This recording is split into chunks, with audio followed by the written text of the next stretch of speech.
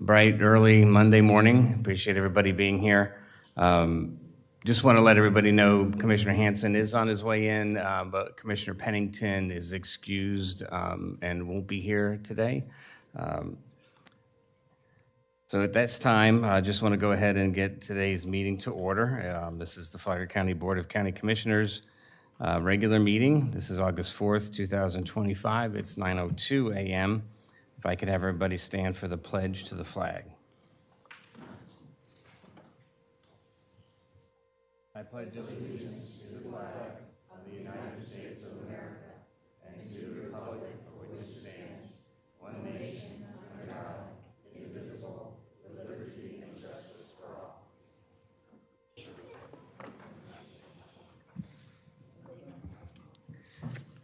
At this time, we'll take a brief moment of silence. This is for individual prayer, reflection, or meditation.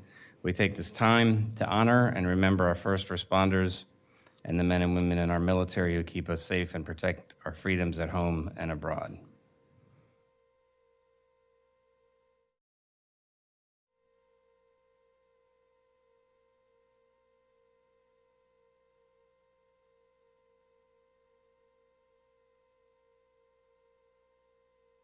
All right, thank you very much. We don't have any proposed additions or deletions to the agenda today. I want to go over a few announcements before we get started. On Saturday, August 9th, the Flagler County Sheriff's Office will have a safety expo at European Village. You can go to the Sheriff's Office Facebook page. They have all the info you need there. Upcoming commission meetings and workshops. We've got a workshop today at 1:00 p.m. here in the chambers. We will have a joint workshop with the City of Palm Coast on Wednesday, August 6th at 5:30 here.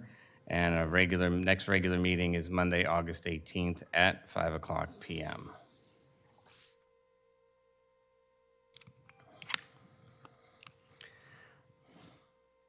And if you could silence your phones, just take a quick note and slide that button to silent, that would be great. Thank you for the reminder. Okay, we'll start off with a presentation. So our first and only presentation today is from our UF-IFAS Extension Family Nutrition Program. This is requested by Laura Valencia, our Extension Director, and presented by Dr. Carla Shellnut, the Professor and Associate Dean for Extension Engagement. If you could come up. And welcome and good morning. Good morning. Thank you so much for having me. Slide this way to the mic and just state your name for the record. Okay, my name is Carla Shellnut. As mentioned, I'm Professor and Associate Dean for Extension Engagement, and I got up nice and early, drove from Gainesville to be here with you this morning. It was a beautiful drive. It's a beautiful morning, so I'm happy to be here. Right into the sunrise. Right, it was gorgeous. So, and I went over that water, and I was like, I need to come visit more often. So thank you so much for having me. And thank you to Laura Valencia, our County Extension Director, for inviting me to talk about our family nutrition program. So UF-IFAS Extension, we love partnering with our counties. Thank you for being our partners here in Flagler County. And as you're all aware, we provide programming in different areas. And today I'm going to talk about one of our areas, which is Family and Consumer Sciences, or FCS. And one program area under our bigger Family and Consumer Sciences umbrella is nutrition. And I serve as the PI for the UF-IFAS Extension Family Nutrition Program. We are one implementing agency of SNAP education in the state of Florida. So in UF-IFAS Extension, we like to provide evidence-based programming to meet local needs. So we always start with what is the need locally. Now, the Family Nutrition Program serves youth eligible for SNAP benefits across the state.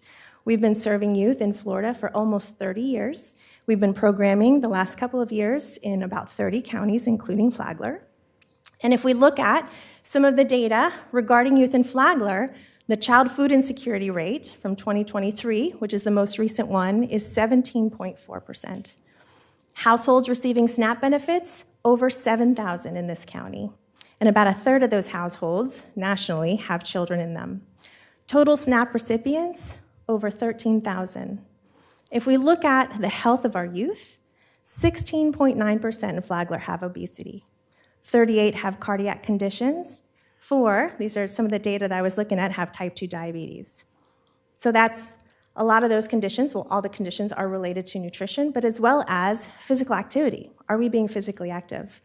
And if we look at the stats for physical activity, 6th through 12th graders in this county, only 18.7% are active every day, right? So there is a need here for nutrition education, for programs that help families access healthy foods, as well as learn about physical activity and find safe spaces and programs for physical activity.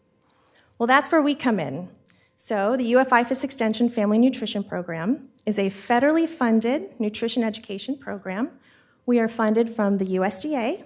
The money comes from Food and Nutrition Services through the Department of Children and Families to UF-IFAS Extension.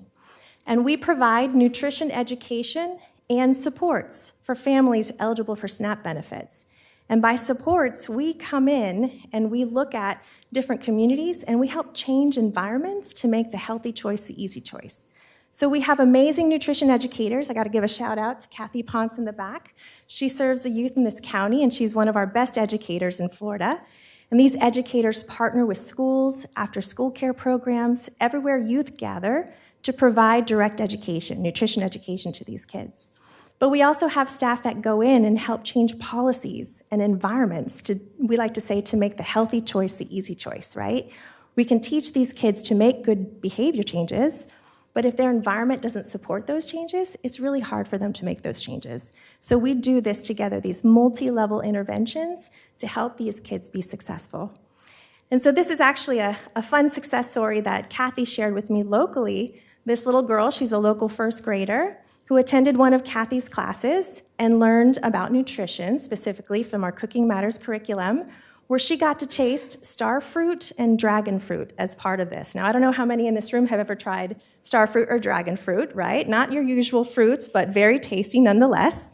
And Kathy did such an excellent job getting her excited about this fruit that when she went home, she shared with her mom about the lesson, and she wanted to taste it again at home, so her mom brought some of that fruit home with them.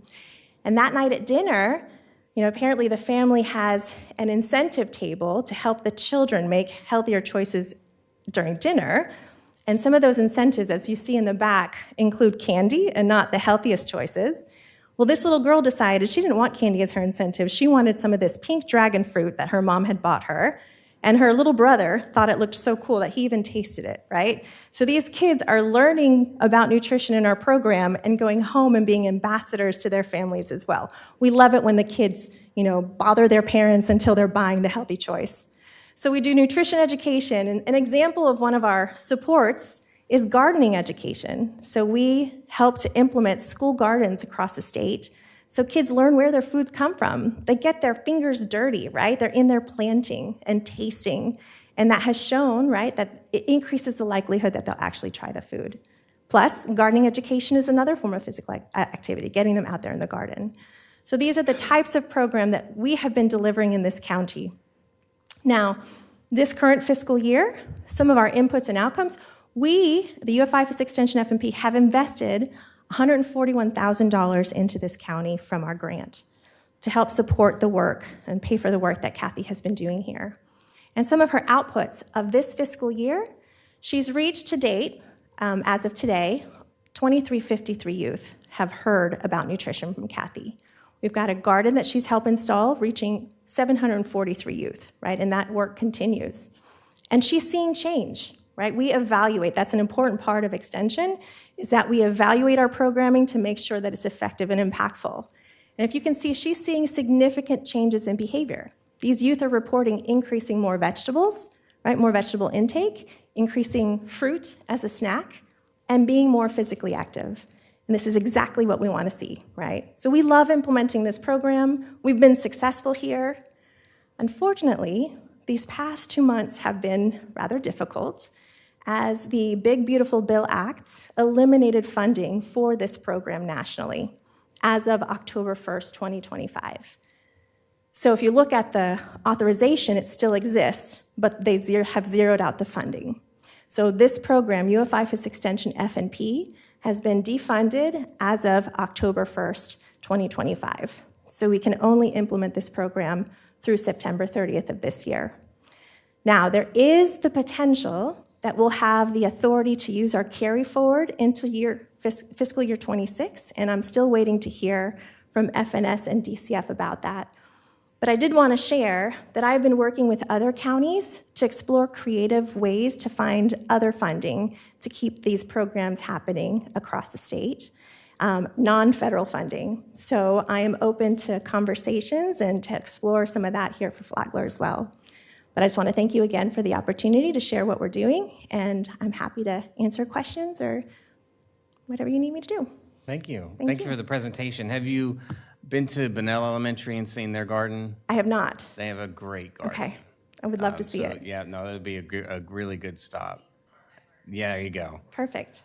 And I know there's others, community gardens around that I think do a great job. Awesome. Yeah, we have some passionate people that work for FNP, including Kathy, and then our staff that do these gardens that, plants come to my house to die. I'm not good at gardening, but we have some talented people who can make things grow and taste really good. So It's a lot of fun. Okay. Very good. Thank Any you. questions? On that second slide, there were 13,000 children at the beginning of your presentation. We can go back to that for a moment. Here.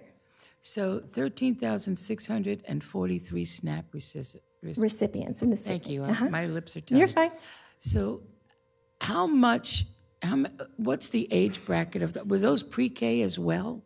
So And this were is those total families number. as well? Total number of SNAP recipients. I was looking for just the youth data, and I didn't have 2025 data. So I went to the DCF rolls and looked at the total number for the county. So this includes youth and adults. That would be adults and maybe Yes, ma'am. inclusive as well. It seemed like a high number. That's why I'm asking. Yes, that. ma'am. Thank you very much.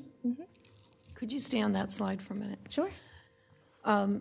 So since there's a defunding of this program, is there going to be an initiative to work with the school district, as Chairman said, to try to get more gardens in the schools? If that's the group you're trying to reach, how do you get to the youth? So FNP partners with schools, as I mentioned before, and wherever youth gather. So since our program has been defunded, we've been talking about what it's going to look like moving forward. So if we get the carry forward funds, we'll have another year of funding. And our plan is to work with our partners like the schools to come up with sustainability plans. Okay. And we do that now. When we start a garden and partner with someone to do so, we want to make sure that there's a champion on site so that we help with the initial investment and partnership, but are able to also remove ourselves and make sure that it keeps going, that it's sustainable. Now, with the loss of the entire program, we're hoping, again, that we have this carry forward so we can help our partners have sustainability plans, not just for the gardens, but also for the nutrition education, because without FNP in the county, a lot of that nutrition education serves as the health education in these classrooms, and we won't have Kathy here to do that. So sustainability plans, exploring potential grants maybe that locally that the schools could apply for, or even for the state, to help keep that funding going. I would love to talk about other potential funding opportunities that you guys would be aware of that we could explore, and we could work with Laura here in Flagler as well.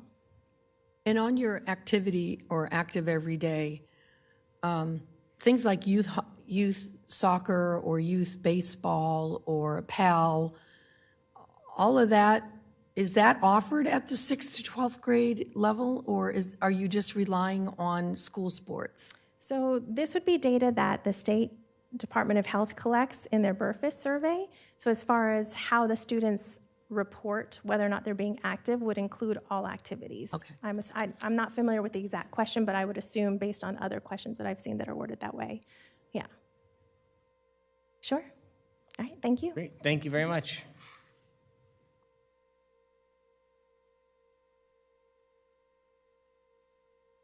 And I did mention to Laura about, I know there's a lot of talk in the community, especially within Palm Coast, about water conservation with the increase in rates and a lot of comparisons of bills, like water bills. And they have a grant that she just mentioned that can go toward that education, water conservation education. So something I'll be following up with, and something I think Palm Coast especially, but anybody in the county could benefit from, is learning how to conserve water in their households. All right. At this time, we'll move to community outreach. This is our 30-minute time period allocated for public comment on any consent agenda item or topic that's not on the agenda. Each speaker will be allowed up to 3 minutes to address the commission. Speakers should approach the podium, identify themselves, and direct the commission. Good morning, sir. You are first. I stood up. I'm Steve Davis. I live in the Painters Hill area on the ocean, behind a seawall that I paid for. In the years from 2004 to 2014, the Corps of Engineers conducted a coastal storm risk management study, and it wound up excluding an area in Painters Hill that could have been included in a dredge project similar to the Reach 1 dredge project in Flagler Beach. But it was excluded because the county, either staff or Board of County Commissioners, informed the Corps of Engineers that they weren't interested in providing parking in the area. That project couldn't have been done before the storm in Matthew, so it wouldn't have protected me at that time. But the Matthew storm did wind up putting 8 houses on the beach and caused, and red tagged, condemned, and 19 properties in the time immediately after built seawalls. Now the number's up to 30 who have all paid between $100,000, $200,000, some over $200,000 to protect themselves because of the county's inaction. The emergency sand projects in the area have been done for the last several years at no charge to me, but the HDOA, Hammock Dunes, OHPOA, and Hammock Beach Resort have been charged for those emergency sand projects. I believe that the responsibility for that area is at the county level, and I would have supported a county-wide MSBU or a Barrier Island MSBU, but because those were rejected by the municipalities, I'm now left supporting the Northern 10-Mile MSBU, which I requested be on the agenda, but is not on the agenda for today. I would like to see it put on the agenda somehow today for discussion. County staff is informing us that 3 or 4 weeks ago informed us that the engineering study would take 3 weeks. They now inform us that the study that will take 3 weeks now crosses the deadline and makes the MSBU impossible. Your inaction is harming me and all of the people in the northern 10 miles of the county. Thank you. Next speaker, please.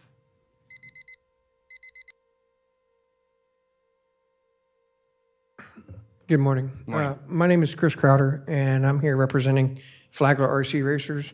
You all should have a little packet in front of you. The reason I'm coming, I approached the council roughly a year ago. We're trying to get a location in one of the county parks to be able to hold events for our racing. If you look in the packet that I gave you, a little bit of history. We've been doing here in Flagler County for roughly 5 years, holding events in parking lots and so forth. We continuously lose our parking lots because of either construction or any other type of thing. A permanent facility would allow us to have a place to be able to meet. If you look, we also, well, a little bit about myself, since there's a few new members that weren't here last year.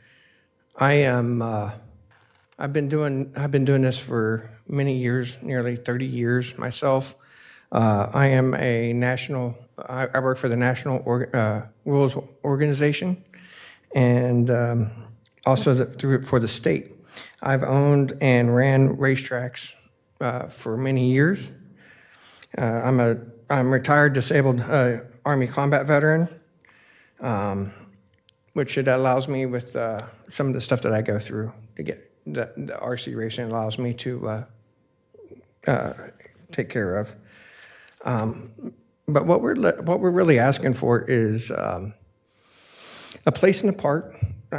I've searched out and so forth. There's Old Dixie Community Park out on Old Dixie Highway.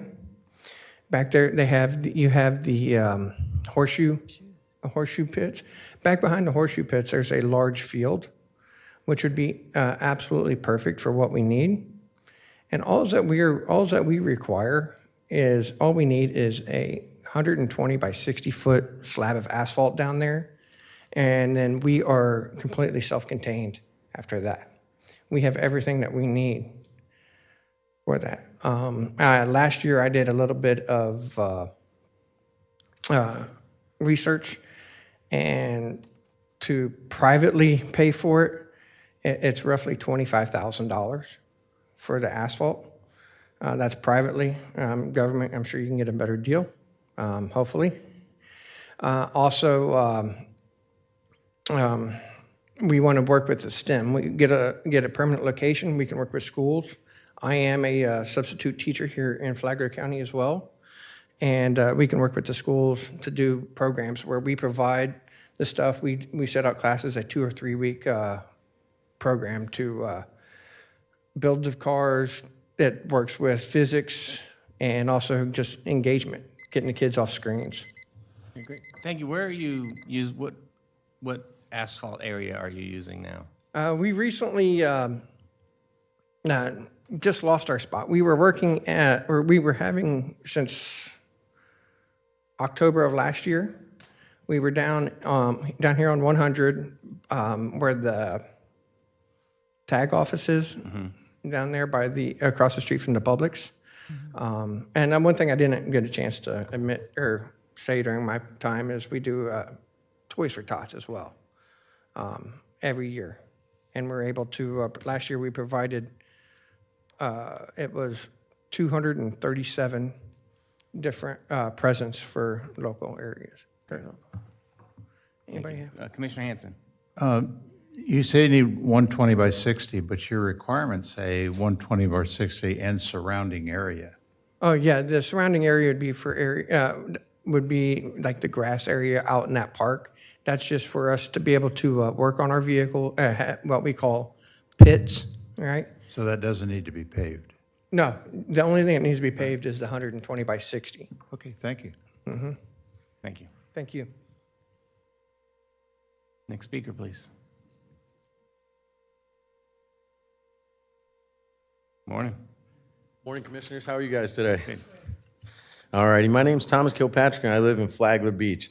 I'm here because I heard the county was selling a 65-foot piece of property, or about 450 square feet, that it owns in the hammock with direct access to the road and the intercoastal with 7 days prior notice and no minimum bid. I couldn't believe it. So I watched the video of your July 14th meeting, and I read the resolution you adopted and asked myself, why is the county incentivizing the owners of the properties to whom this parcel of land is the most to pay the least for it?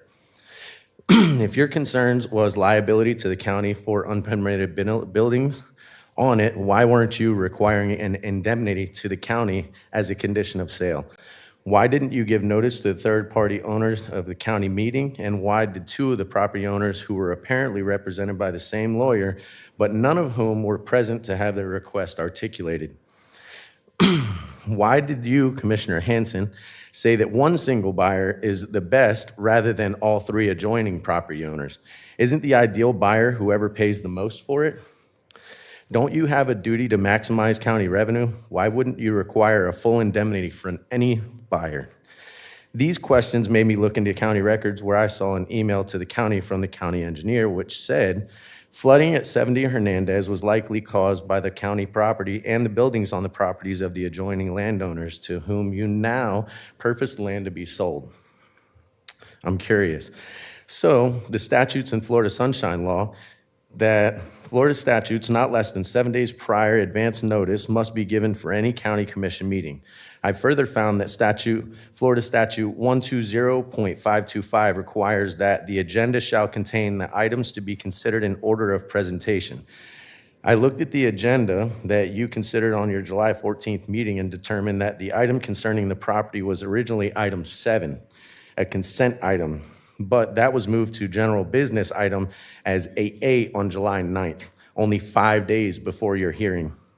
That was improper, and I request that you rescind the resolution on that basis alone.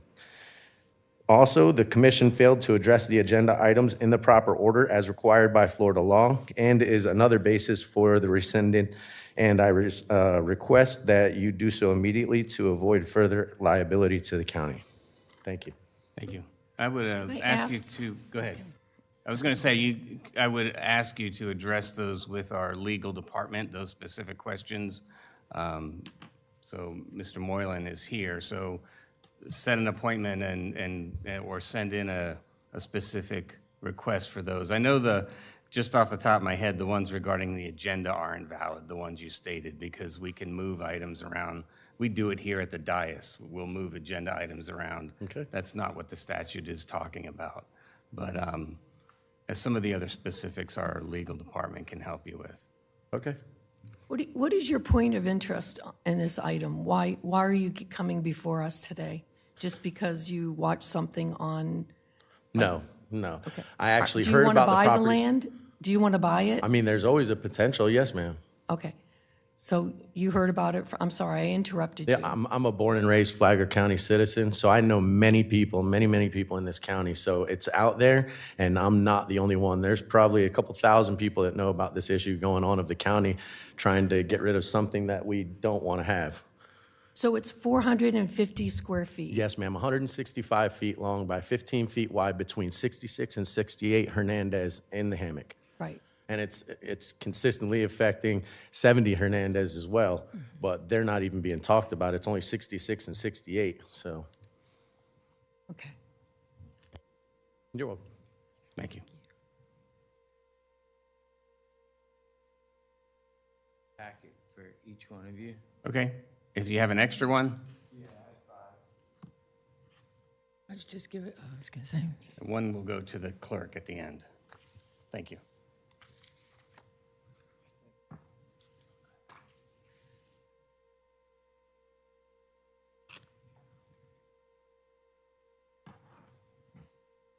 I am Stephen Tyson, resident of 70 Hernandez Avenue for the past 11 years. I am here today to protect my family and home from being further impacted. I would like to ask a few questions. Why haven't we been contacted with a resolution after the county was clearly notified of our flooding issue in October of 2024? Mr. Hanson, why did you not bring up our concerns that we called you about a week before the meeting on July 14th, 2024? Did the county attorney advise everyone to not have any contact with us because it's a liability or a legal matter? Why am I the only one being negatively impacted and have to be the bad guy to my neighbors and try to hold them accountable after the county approved their driveway to drain towards my house and failed to address the buildings that are on their easement? We've had 3 different meetings with the county officials, Ryan Pravat and Chuck from Roads and Bridges.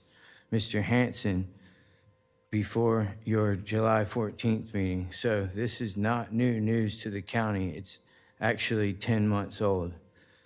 Our state certified survey shows the slope of the land towards my house. The photos before you show the easement and the water line on the approved driveway at 68 the day after Hurricane Helen.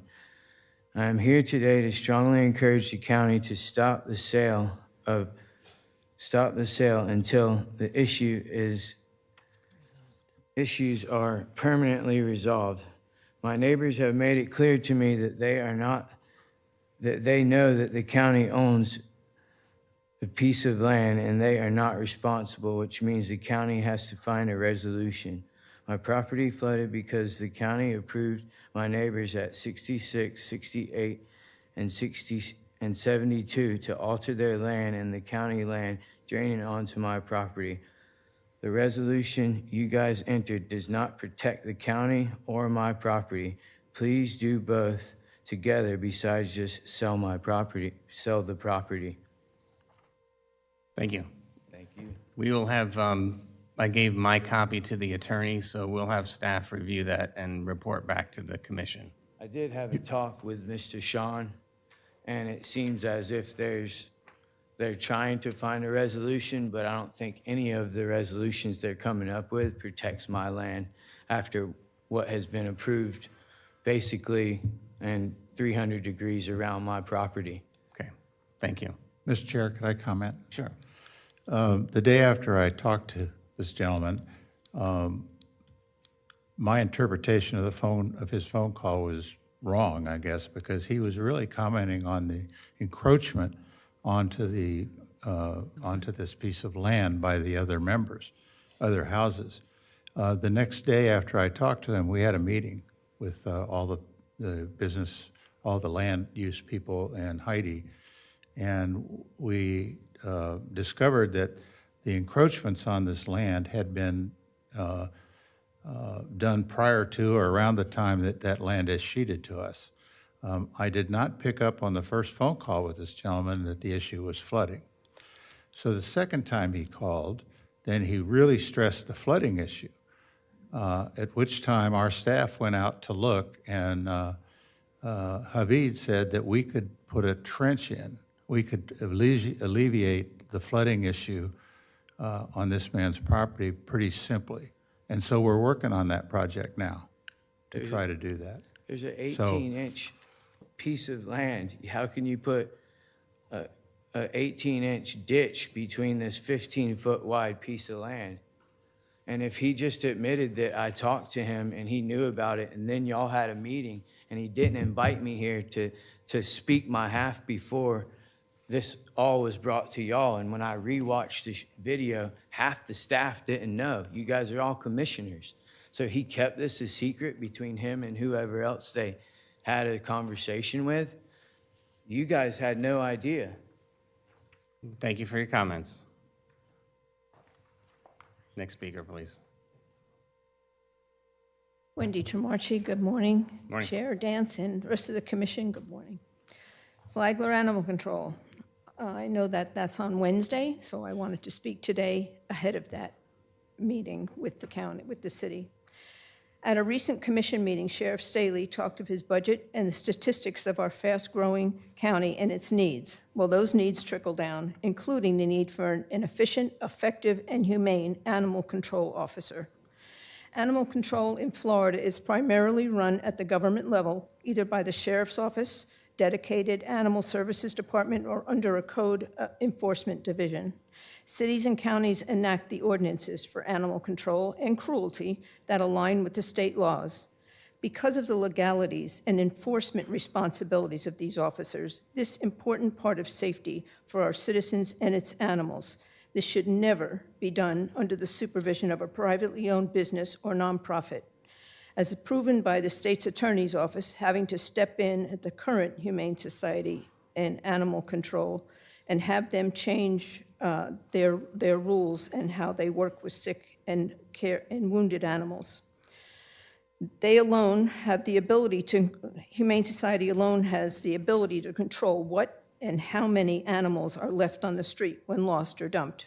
I think you would be very surprised at the number of domestic animals left to roam in the unincorporated county that you never hear about. Remember, there have not been one additional kennel space opened in over 20 years in this county that has more than tripled in its size.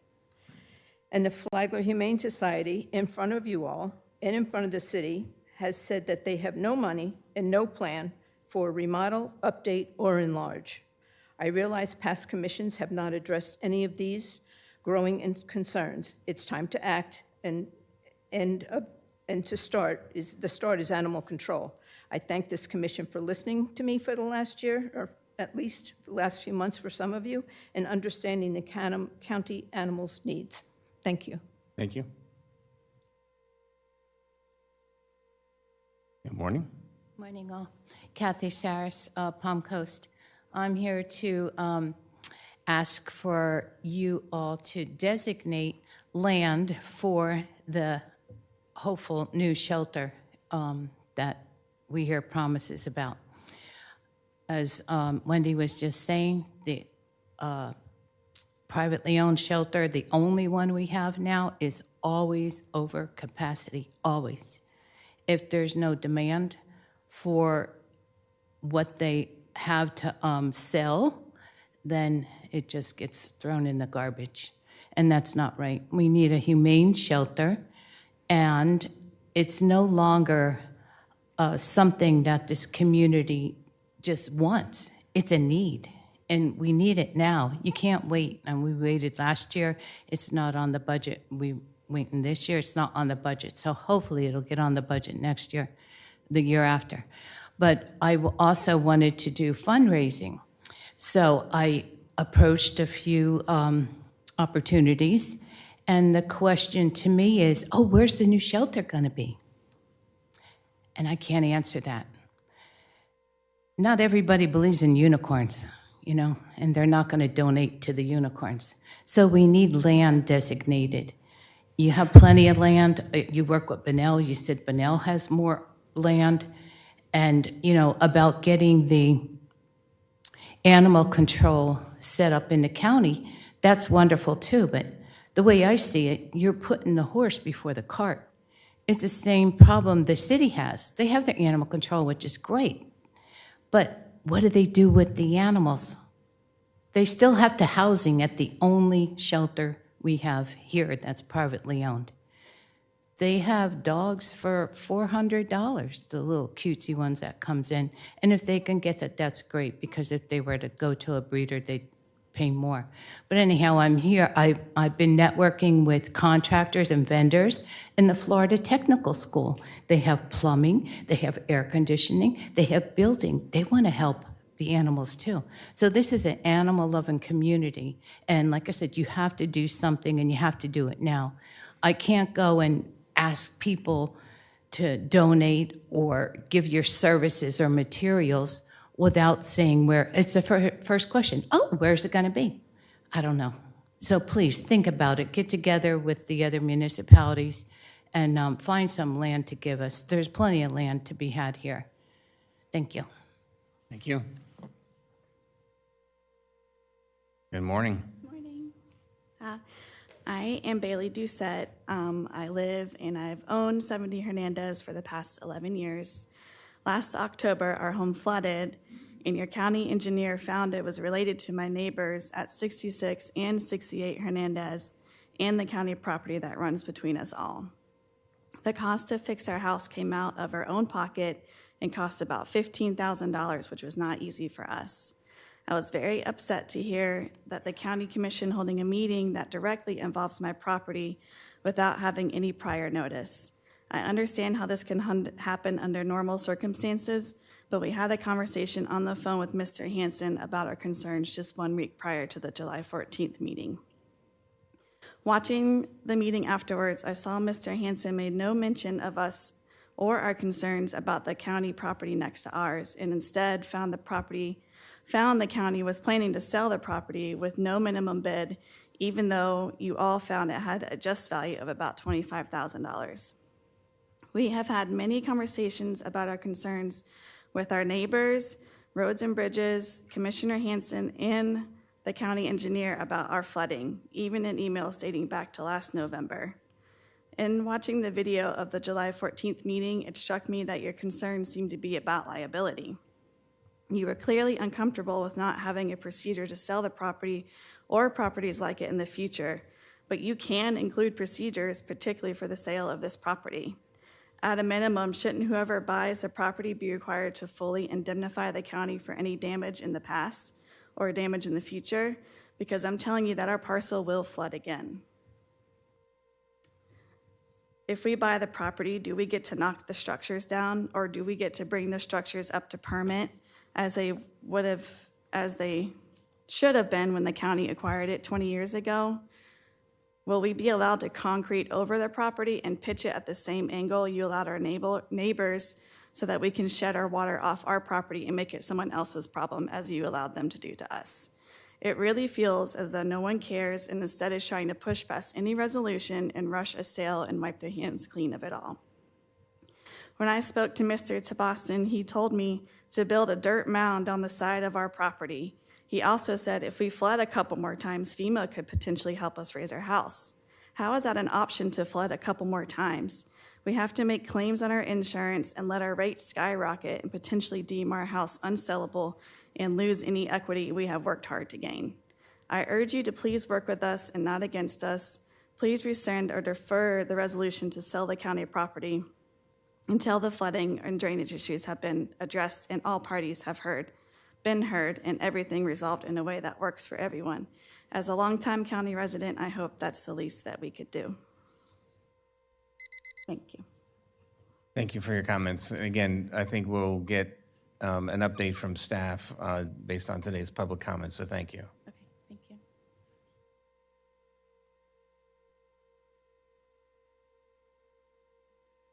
Good morning. I'm Terry Poindexter, and I'm one of the applicants for the Parks and Rec Board, and I just wanted to introduce myself because I don't know any of you. We've lived here 6 years, and my granddaughter was 2 when we moved here. And we didn't have any other family. We didn't know anybody. We spent all our money on our new house. So we spent a lot of time at the parks. And I would really love to work with Parks and Rec and make the parks better for the kids and the families. They're wonderful parks here. So thank you. And we'll have that, that'll be a separate agenda item later if you're still around. But could you state your name again for us? Terry Poindexter. Okay, thank you.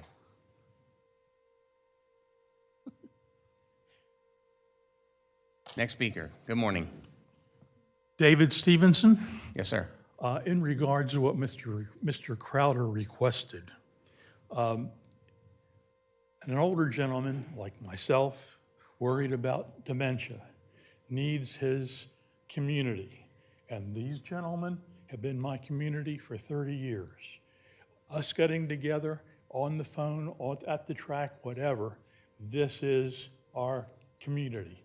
Please consider what this does for everybody. It draws us from all over the state to get together and enjoy our hobby together. And again, this activity for an older person, I can't play pickleball, I'm not going to go out. It's wonderful to have something I can do competitive, see my friends, and maintain what's left. Thank you. Thank you. That's a lot of fun. Good morning. Hello, I'm Bill Fraden. I'm from Jacksonville, Florida. I came down here to help Chris. And the reason I'm doing this, because we have about 10 to 20 entries at every race that he puts on, coming from Jacksonville, because there is no place in Jacksonville to race. And my credentials are, I'm the former president of 3 different clubs in Jacksonville. I've held national, state, and local races. And I was also the first director for the state of Florida for the national club, ROAR, from 1990 to 2004. Then I retired. And this is my hobby. I've been doing this since 1979. It's a fun hobby, and it's a good family hobby because we have lots of families that I've seen the kids grow up from here. Now they're the president of our club for the state. I saw him when he was 10, 14 years old, something like that. And now he's the president of our organization. It's a great hobby, and we have lots of fun doing it. Like Dave said, I've been doing this for a long time. This is my only hobby, and Chris needs the support from your county to have a permanent place so we can come race. Thank you. Thank you. Can I ask you a question, sir? Yes. Before you leave, I'm sorry. Go ahead. You said you were the president of the No, I was national, the chair? I was the state director for the state of Florida For what organization, sir? For ROAR, R-O-A-R, it's a national organization, What does ROAR stand for? Radio Operated Auto Racers. Thank you. Appreciate it. I think this commissioner has a question for you as well. With your vast experience in this, what do other communities do? Do they have a county-funded area to race? Do you raise your own money? Are you a 501c3? We've been a little bit of all. In Jacksonville, I can speak from experience. I've had permanent tracks that I built back in the day and held a national and state races there. And I On personal property? On personal property. And the city also had a permanent park that they had up until 2004. And they chased us away, and I've been working with the city since then, trying to get a new permanent spot for our local guys. But this is the closest track for us to go, and it's about 80 to 85 miles to come to Chris's events. Thank you. Thank you. You're welcome. All right, we have time. I'll do one more question since we had a lot of back and forth up here today. Does anybody else have public comment? All right, so seeing no more public comment, we'll go and close public comment. May I And- ask a question? Yes, you can go right ahead. Okay. So, Clerk, and Mr. Moylan, if there was a reversal on any action taken on July 14th, this is the next available meeting to take such action, correct? Yes. Okay. So if anything needed to be reversed or pulled or whatever, we have to do the reversal of the second, reversal of the motion. Is that correct? It would be a motion for reconsideration. Okay. And based on what you heard here today, and I know you haven't had time to review all of this, would it be the most conservative approach to do a reversal today and wait for answers down the road? Because I do have some questions on, from Adam. Let me respond, and then that might Sure. inform you in how you want to go forward. First of all, the legal points that were made were incorrect. Chapter 120 and the notice provisions there don't apply to the county government. That applies to state agencies and the school board. The notice was proper. We had a publicly noticed meeting. Worried about that. I want to go to the flooding part. I want to Okay, go to on the flooding, the county's responsibility in all of this and the fact that it's our land. The county engineer visited the site to evaluate the flooding, and he felt that there could be a rather simple solution, but that it would require some coordination with the owner of the encroaching structure. He described to me a small type of swale that could be done with just shovels.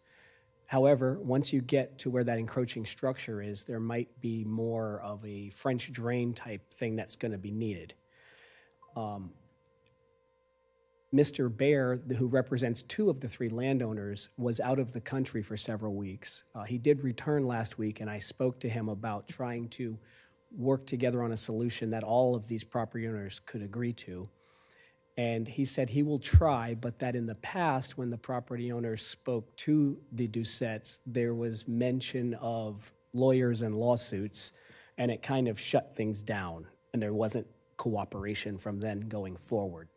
Mr. Baer is going to try to re-engage that conversation to see if they'd be willing to work together on directing the water downhill. And that's where it left off at the end of last week. So in the presentation to the board on this property, did I miss the fact that there was an encroachment, or was it clearly stated in the backup to this agenda item that there's an encroachment? Yes, it was stated in the materials. I have to say that I don't recall ever reading about the encroachments. When I looked on the county website of the tax appraiser, I saw 3 structures on our property. They were built many, many years ago But before. there was no process in which those were put on there except personal people had put things on that property. Am I correct? Because there's no, We don't know that they were built so long ago that we don't keep permits that long. These were decades ago. And so at the time, and at the time it wasn't an encroachment because it was one parcel at that time. Subsequently, the owner who split owned the, that parcel at one time? I'm sorry? Who would have owned that parcel at one time? It was the owner to the south of it. Which is, I don't know the name. no, what number? You don't know? I don't know the address. It's the south of the parcel in question. It was combined into one parcel with this strip of land that, for whatever reason we don't know, was split off. And then at some point they stopped paying taxes on it, and it became the county's because no one bid on it. It has no Defaulted to the value to county. anybody. So it just escheated to the county. No one bid on it at auction. We don't know why they split it off. We don't know why they stopped paying taxes, but here we are. Again, the notice was correct. The encroachments were mentioned in the record. I think I even put an aerial depiction on the staff report as well. And that is the difficulty with the drainage is you wouldn't just be able to do a shovel. From what the engineer told me, a little swale. At that point, because it is tight, you would need some type of underground French drain. The information I had read prior to the meeting was that it was for runoff to go into the intercoastal, if I'm not mistaken. I don't know if anybody else recalls that. So if it was a drainage area originally, then why, and there was things put on it. I don't think I it was read not a that drainage. somewhere. It was not a drainage area originally. It was just part of the bigger parcel. There was a access easement, not a drainage easement. I'm sorry, access. Access I apologize, easement. wrong word. Yeah, so just a driveway, not a drainage easement. So people could get through to that. Why would we The parcel dispose to of the- that opportunity at this point? The easement won't go away. We don't own the easement. We're not selling the easement. The easement in favor of the owner to the north will still be in place. That is their driveway access. From what I understand, the Doucettes have also been using it, but I did not see any easement to them in the public record. Thank you. This has just set up a neighborly issue that it didn't become clear to me that was, I'd like to reverse this decision and help get it resolved. I also have a question for Adam, and when we allow people to develop their land, do we not have an obligation to make sure that the rainwater, I know this is flooding, but the water has to stay within the confine of the property that is being built.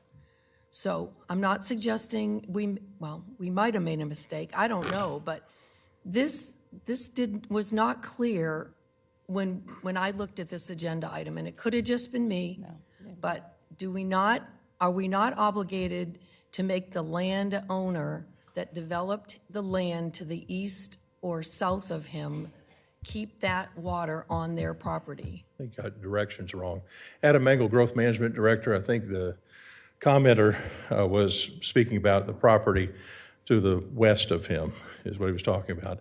And it was permitted correctly. I think safe to say we're looking at it in greater detail now. And so that I'll leave it at that. But it was appropriately. All the more reason to pull it and look at it? As you wish. Okay. Thank you, Adam. Which will be at the end of the under board member comments, so you can bring it back up at that time. Thank you. Any other comments? Let's go back to public comment. Any other comments from public comment that needed to be directed? No, I'd just like to say that, I'd like to help these the radio act. I saw it. I was having breakfast and saw all the action at Sammy J's. And I think it's, I just don't see where the county falls in on this. 120 by 60 square feet of asphalt, when you give it to a government, is probably going to be 10 times more than what you would pay for it privately. That's just my experience from sitting up here trying to do budgets. Again, I have no problem entering into a private partnership, but private-public partnership, but this is not a project that we can just pull out and make happen. There has to be a process involved. There has to be budgets involved. There has to be grants or something in order to make this happen. The land has value, just like the animal control folks, you know. Land has a value, and we do have to allocate it. And we do, and we can do that, but I just think there needs to be more planning on all parties, I guess, and how much allocated staff time do we want to put on this would have to come from this board, because they can't just pick up projects and say, we like this idea. You know, we have to work on it with everybody. So I don't know where the rest of the board sits on this. I just don't want you to go home thinking that we're going to find you a piece of land and a 120 by 60 foot slab to do this. I think it's a great idea. I don't know. Tourism, can tourism get involved? I don't know, Heidi. Tourism get involved on this or not?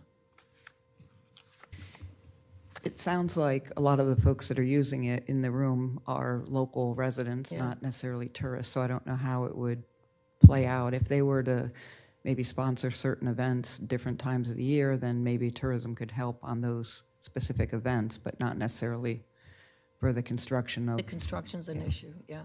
Okay. Just throwing it out there. Just don't want you to go home thinking it's a process. And did you, Heidi, were you here when they asked the last time? Do you remember how it resolved, or did it resolve? I don't think there was a resolution. I think that they were looking at utilizing, as the gentleman said, the parking lot where Badcock Furniture was going out of business. When we looked at it, we don't really have any locations. You're talking like 7,200 square feet of asphalt.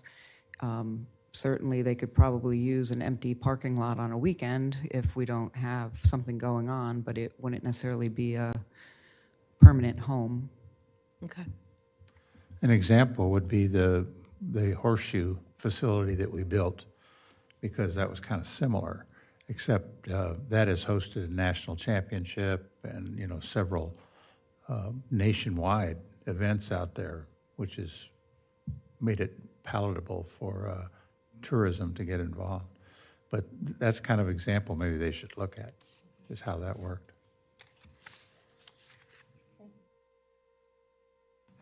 That's okay. All right, so we'll move to consent. Was there any comments anybody wanted to make on consent items without pulling them?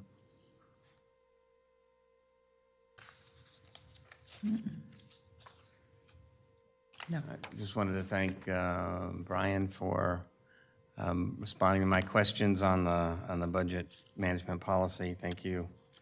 And I did mention, I guess it's appropriate to mention, we are approving the local housing assistance plan, but I had a gentleman, I can't remember his name, but is the public housing coordinator in Bunnell for the public housing. So we may get an amendment or some type of request back on amending that, because they're looking at changes and adding new facilities to public housing in Bunnell, and that may come back to us. Is that addressed by SB 180?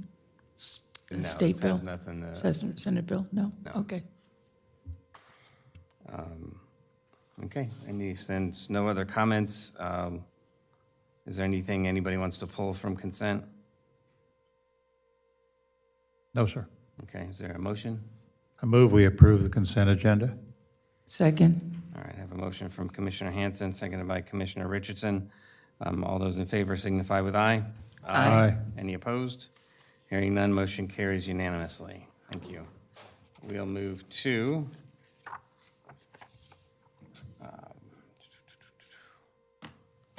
let me get my agenda figured out. Come on up. So this is our Parks and Rec Advisory Board appointments. And So we've got Mike Dixon and Dennis. You, Dennis. Good morning, Trevor Martin, Flagler County General Services. Can't keep everybody straight. Thank you, though. Appreciate that. Oh, thank you. So yeah, we're asking the board today to fill a vacancy on the Parks and Recreation Advisory Board. Mr. Arthur Kepper has decided not to seek reappointment. So this board meets. Excuse me, Trevor? Ma'am? Could you slow down a little bit? I'm trying to hear what you're saying, and I'm missing a couple of words. I Thank you. apologize. So Mr. Arthur Kepper has decided not to seek reappointment on this board. This board meets on the fourth Wednesday monthly, and this appointment is going to be for a 2-year term. Thank you. I know Ms. Poindexter had the opportunity to introduce herself. I'm not sure if any other applicants are in the room, and we can afford them the opportunity if you'd like. Absolutely, yep. Thank you. Just come on up, state your name, and tell us a little bit about your interest in the position. Morning, my name is Barry Clymer. Been a Flagler County resident, I guess 30 years now. I've been coaching baseball for the last 25 out at the fairgrounds. Of course, with our kids and everything, we just use the parks consistently. And I feel that I'd just like to get involved and try to improve our park system. Okay. Thank you. Appreciate it.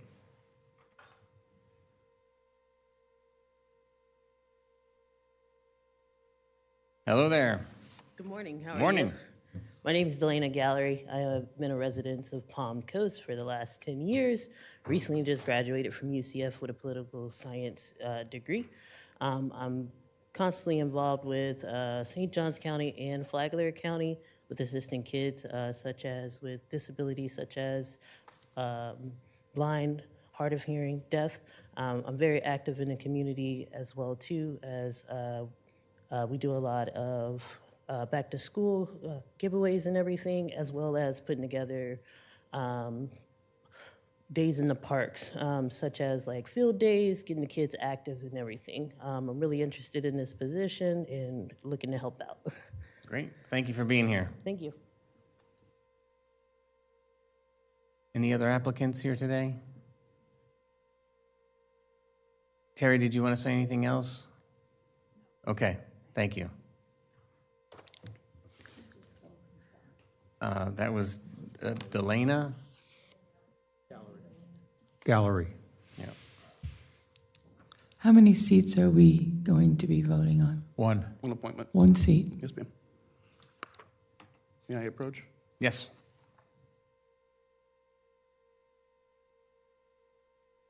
Thanks, Trevor. Thanks, Trevor.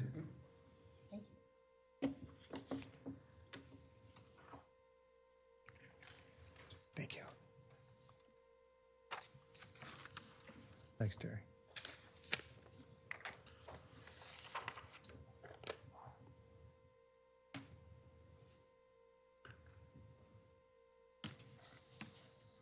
This other one had disqualified, right? This one here. Right, which one, did one of these pull out? Was which one of these, was it one of these?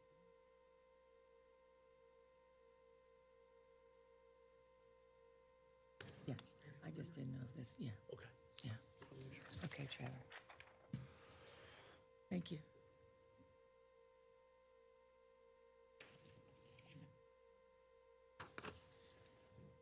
Ooh, you're worse than me.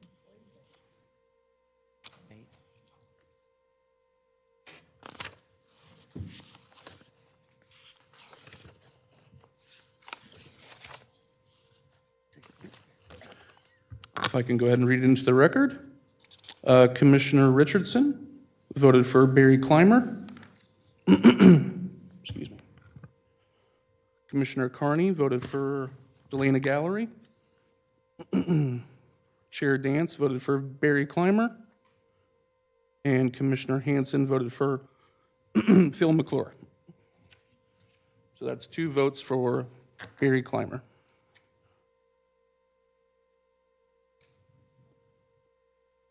All right. Okay, Thank you very much. Thank you.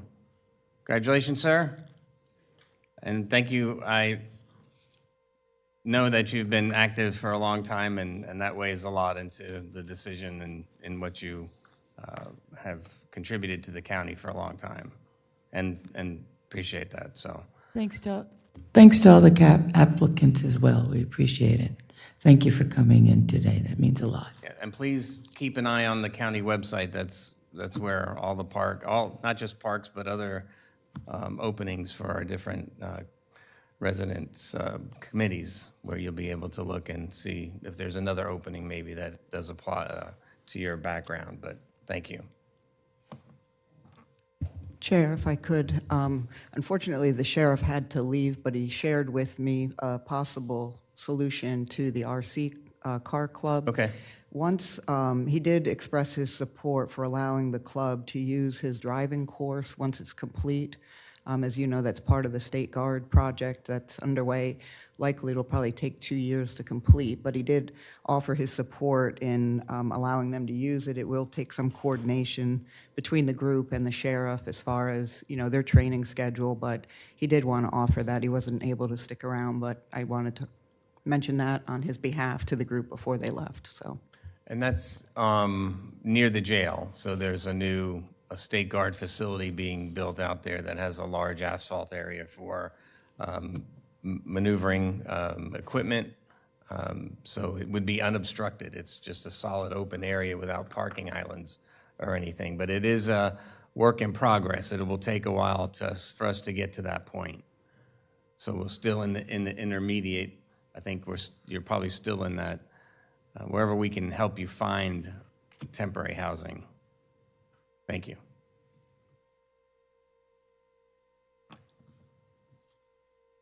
All right, our next is item 9A, public hearing, ordinance amending tourism development plan to temporarily reallocate percentage distribution of tourism development tax from capital projects to beach renourishment. Ms. Petito, did you want to start off with that, or? Certainly. I know that this is advertised for today. It does require a supermajority of the board, which would require 4. I know that Commissioner Pennington is excused today, but just thinking that it is an important issue, and perhaps we may want to postpone this to our next meeting in August, if that's the board's desire. How does supermajority work with Ford, Sean? The statute requires a majority plus 1. And so here today, we have 4, a quorum of 4. The majority would be 3, and plus 1 would be all 4 of you would have to vote in favor. Okay. I'm in favor of delaying it. I think we should all be up here for this, and if at all possible.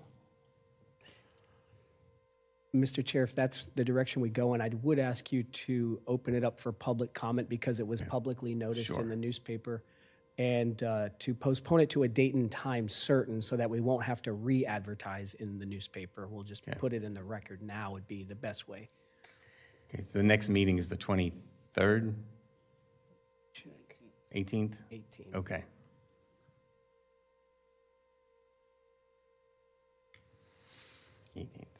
I have a quick question. Was this what we asked for at the last workshop?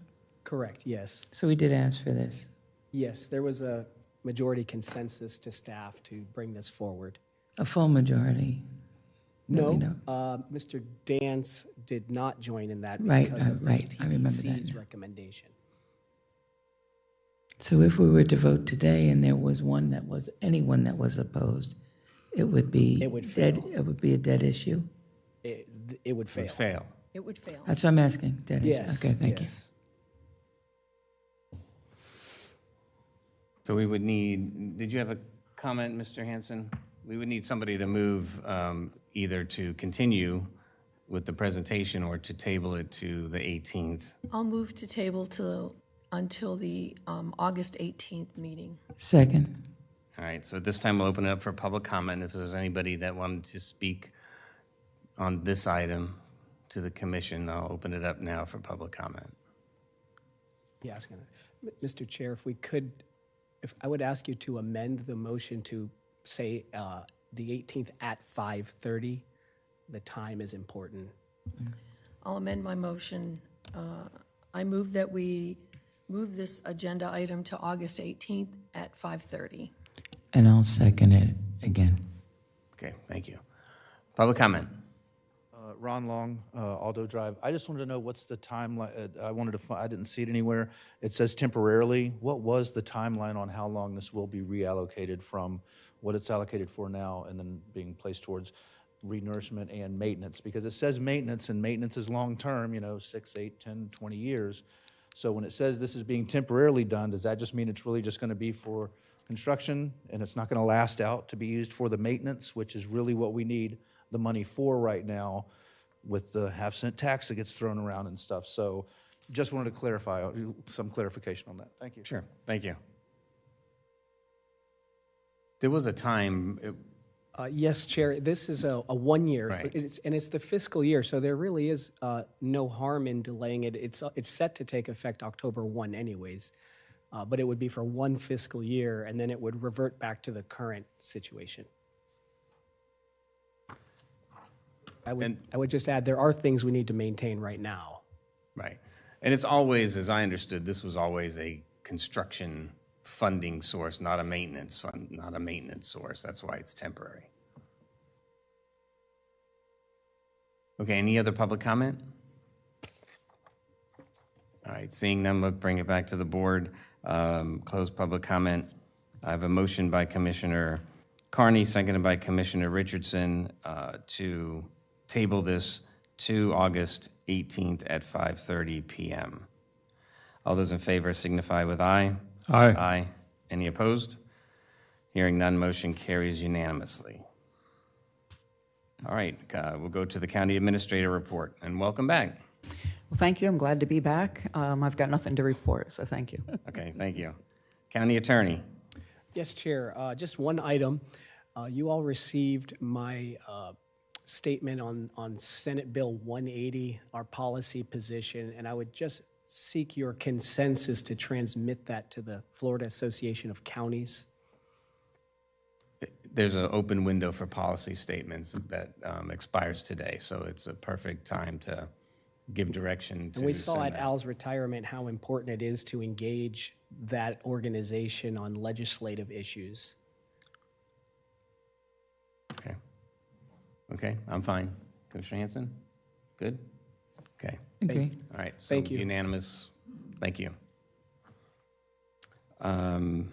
Anything else to report? No, that's all from me. Thank you. All right, we'll open this again for community outreach. Again, a 30-minute time period. If anybody wishes to speak to the commission, now's the time. Open it back up.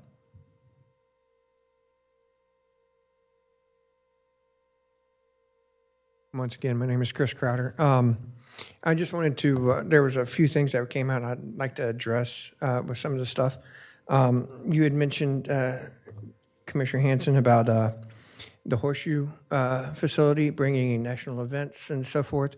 What we have currently done, just having parking lots and not a permanent facility, is I've been able to bring in statewide events that for the past 2 years, I've had statewide events at these locations. I'm sorry, 3 years, I apologize, 3 years.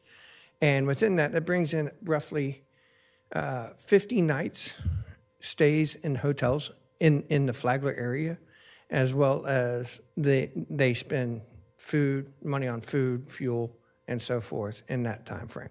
That's brought it in just with a parking lot facility. So, and then with a permanent facility, with me being a member of the ROAR, which we spoke about earlier, ROAR, Radio Operated Auto Racers. I'm the national organization. I am I work for them as well, and I could be able to bring in national level event with a permanent facility to the area, which is not bringing. We're talking now more than 50 hotel room stays and so forth into the community, and them spending the money. And as opposed to one night, these national level events are 4 and 5 day events. So you're talking more than 200 hotel stays for that one event and so forth. Well, that's why I brought it up, because they put together a plan, which you haven't done yet.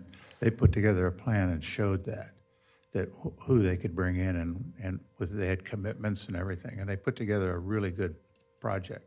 And that's why they were successful. Also, it was very cheap to put in horseshoe pits. You know, it wasn't very expensive. So, Yes, sir.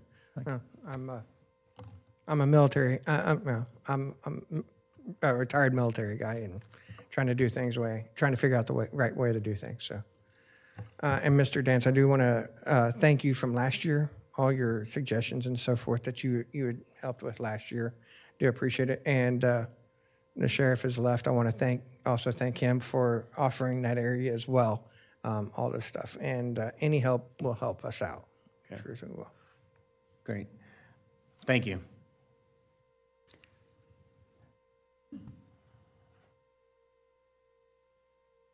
You did make a nice presentation folder for us, so thank you for that, too. David Eckert, Calado, sir. Mr. Davis asked earlier in the meeting to add the agenda item MSBU. There was no response from the commission as to whether that would be done. I would indicate to you that based upon my current knowledge is that if you don't discuss this and by consensus direct the staff to work on completing the MSBU, it will essentially fail by delay. So as you have not positively indicated that you would bring this up, I would ask that one of the commissioners bring it up after this public comment period closes, or essentially you're making a decision by default, and I would urge you not to do that. The commission last December chose to support this MSBU. It was notified to the state. And for you to let this die without discussion is, I think, a sad situation versus the citizens. Thank you. Any other speakers? Just for the record, Chair, I do have something prepared and will be discussing the MSBU during my time. Okay, great. Seeing no other speakers, we'll go ahead and close public comment and bring it back for commission reports. Commissioner Hanson? a couple things. One, I would make a motion that we establish the MSBU as soon as possible. I think we have to do that. So I move that we proceed with the MSBU for the northern 10 miles. Well, we just need consensus. We're not going to, Yeah. no votes or anything can be taken, but we'll go ahead and discuss that. As we approach this topic, can administration speak to the status of the MSBU and where we're at with that? So, I mean, there's two trains of thoughts on this thing, so. Certainly, I'll provide some, and then I'll probably look to Sean. We had a meeting last week when I got back from vacation. I go back to the original presentation, or the presentation that we've been making for the last several years. The MSBU is a component of beach management in the plans that we had displayed as staff, which never changed. It had the MSBU kicking in on the ongoing maintenance and renourishment. It wasn't intended to be part of the construction piece. However, we did look at implementing it last year with the hope that if we were looking at a 18-mile beach project, the immediate need would be in Flagler Beach because they're already constructed, so they're already on the clock for needing money for ongoing renourishment as well as local matches. We are considering the MSBU. We went through the process last year in the unincorporated. We intend to levy it in the unincorporated. Again, it would be for the ongoing component, not the construction, unless the board changes direction. Up to this point, that has not been the guidance from this board. We did meet last week with engineering and our outside engineering folks. Although we've done significant work in the way of, we have the beach management study, we know the values of what's going to be needed. There is an apportionment piece through our former consultant, Olson Engineering. They hired, as you recall, PFM to do some studies looking at apportionment. They were not met with approval, which would have us going back out to find a new engineering firm to do that work. We know the amount that we need to collect, but it's the apportionment piece that would likely bring a challenge if it's not done correctly. We are working with our consultant, as I mentioned. They are engaging with Taylor Engineering to take a look at the data and to look at it in a variety of different ways, whether it is the whole 18 miles or break it out into the different sections. How much would it be in the unincorporated versus the unincorporated areas, so that each municipality, if they were to join, they would know what their amount would be, and it would be part of that apportionment study that's being done. We can't simply just take the data that's presented and sign off on it as staff without having it being validated by an outside source. When we met with the consultant, it'll likely take weeks. It will not be available to levy because, one, it was never anticipated to be done this year for the unincorporated. It would have required a decision by the board months ago to allow enough time for the outside consultant to do the work. We're hoping to have fully engaged Taylor Engineering probably in 2 weeks, but that'll be backed up to the deadline of when you would have had to send out notice to the people in that area. So you simply don't have enough time. I don't know if I missed anything. When we met, it was ourselves, administration, legal, and the engineering folks. So I don't know if I've missed anything. So that is essentially correct. We met with the engineering consultant on Friday, and he informed us that there was no way that they could produce a study in time for the notice that has to go out by mail and in the newspaper. And if you were to move forward without a study, we would be exposed to a challenge, and it's not that you couldn't win, but it would be we'd be in a much more difficult spot. You want to have a study in place so you know what you're levying is justified under the law. Challenge would delay the levying. It would postpone it, in essence. Well, it depends on the nature of the challenge. If they were seeking an injunction, they might get a quick temporary injunction to halt it. Otherwise, it would play out over the course of months or a year, and then if there's an appeal, it can go on and on. Is there anything statutorily that would, or is this just admin's take on using MSBU or MSTU for construction?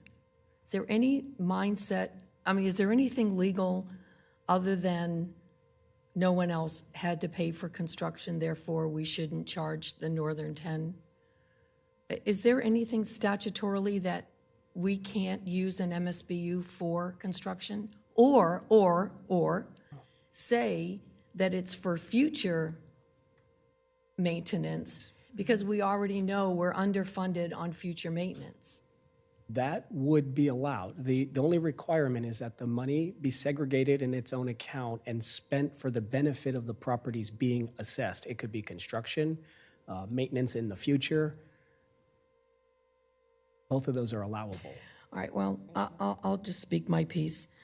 I was the motion to start this MSBU. I do not have vast experience in how to do this. I would be looking to the administration for such guidance. When I submitted what I felt was the best way to go, and all this board received it, I had the MSBU in there, and it was months ago. I never once, as a board member, believed that this was not going to happen in 2025. We went through the budget process, well, most of the budget process. I've asked about it. This is a not acceptable answer that we waited too long to get the engineering study. There's been a number associated with the MSBU since last year, before I even sat on this board. So there is data out there. There are studies out there. The two just never came together. which leaves this board, once again, at a total disadvantage of making the right decision. This lack of action will expose the entire Northern 10 unprotected and unfunded for all of 25 and 26. Is that correct, Sean? Well, we are currently putting in an emergency berm, but yes, obviously we want funding, and the assessment is, it's on the books, but it looks like this year we're going to have to leave it at zero unless this board decides to just go forward without the proper study in place. I don't recommend that, unfortunately. The only thing that I would add is, I don't know that it's a correct comment to say that they're left completely vulnerable. We do have, I believe it's 8.1 million that is going to be set aside in the beach management program for next year. In addition to that, we are doing the emergency berm and some work up there now ahead of storms. We are working with the Hammock Dunes Owners Association as well as the Hammock Beach Ocean Hammock properties to, it's a stopgap that is intended to go away once we have an MSBU, but it would be to work with them through an ILA, through the perpetual easement document that would have the county assuming the responsibility, and in turn, they would be paying a portion of what would be required as the local share if we were to get hit with a storm. So at the local level, you have FEMA would pay 75%, which leaves the remaining 25%. Of the 25, 12.5 comes from the state. The other 12.5 is local. We were looking at splitting that local share directly with the entities, the Hammock Dunes and hopefully Ocean Hammock Beach Resort and the other community up there, where they would be coming to the table in a similar way to cover half of that local share. So in other words, 6.25%. But you're collecting it from them up front. Correct. And then that is not the whole section of the Northern 10. So in fact, we are leaving half of the Northern 10 unfunded and unprotected. Not necessarily, because what happens is right now, these communities are not eligible for Cat G. The other areas in the unincorporated are. But we need the funding source to get Cat G eligible. And that's why we've And now we're going to wait another year to make that happen. No, we will be able to do that if we approve the agreements with these different communities, the Ocean Hammock Beach Resort, Cinnamon Beach. I don't remember the name of all the proper name of the entities, but basically all of the what you would consider maybe to be somewhat private communities, Hammock Dunes, and the other community. That stretch is the only stretch that is not Cat G eligible. Everybody else is. We already cover them now. Similarly with these projects that we're putting together. That stretch of communities, which is something like 8 miles, maybe 9 miles of coastline, are not. If we are able to do an interlocal agreement with them with their perpetual easement, it will give us the authority to work with FEMA to make them Cat G eligible, and therefore that's why they're coming and handing over the portion of local match, and then we would cover the other. Just like how we do any other storm anywhere else along the coastline in the unincorporated area. We don't have right now, for instance, we don't have people in Armand Beach or Sea Colony or Marineland Acres paying into it. We cover it now the same way we always have covered it. The difference is by having the interlocal with these HOA communities, it puts us in a different position. It's just a temporary stopgap until we can do the complete MSBU for the entire unincorporated. So it's not leaving them vulnerable, it's actually providing better assurance to them, but it's only temporary for 1 year with the understanding that that MSBU would kick in the following year, and then their payment would go away. Like right now, for instance, and I don't know if everybody knows this, but like Hammock Dunes Owners Association through the HOA, they charge each resident a certain amount. The amount that that would be required for them in this scenario, making them Cat G eligible, would actually reduce the amount per property in there, because now they do have state assistance coming along with federal assistance that they didn't get previously.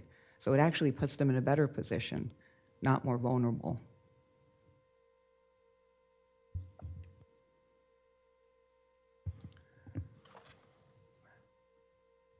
Well, again, it's thrown back on us. It's making us look like we're ill-prepared, and to be honest with you, we are. So I'm not happy about this. I've been reaching out since June. I've got emails here. I've got memos here. I've got presentations from March 3rd talking about the MSBU. This is not right, but we can't go against the attorney. I will just say to you that if you have to do what you have to do to get this on the books, that we at least cover our administrative costs. We can charge something to at least cover our administrative costs, can we not? Yes, that's allowable. All right.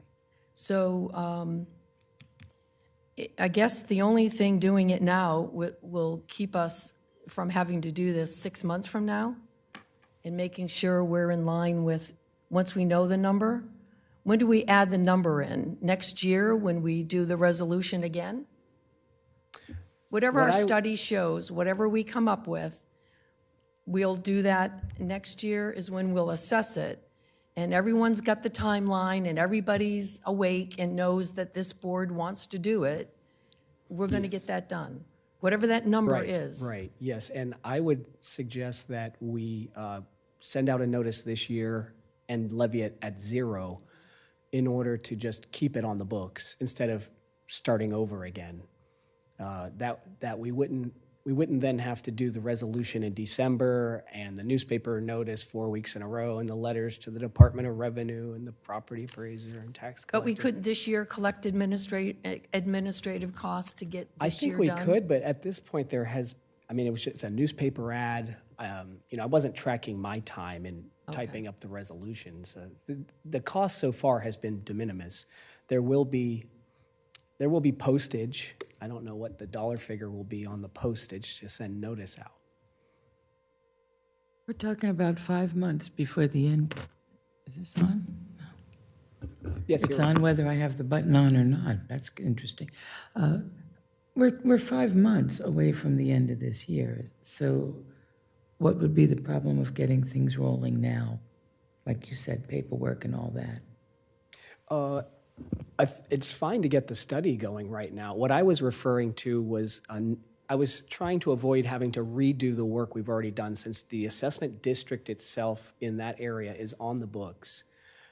I was trying to avoid having to redo the notices and the resolution and the hearing in December, since it's already there. And I think if we send the notice out now, letting them know this year it's 0, but next year we'll send another notice with a dollar amount that will be levied, it would keep it alive and on the books and prevent us from having to start over. So could that be sent out in the trim notices?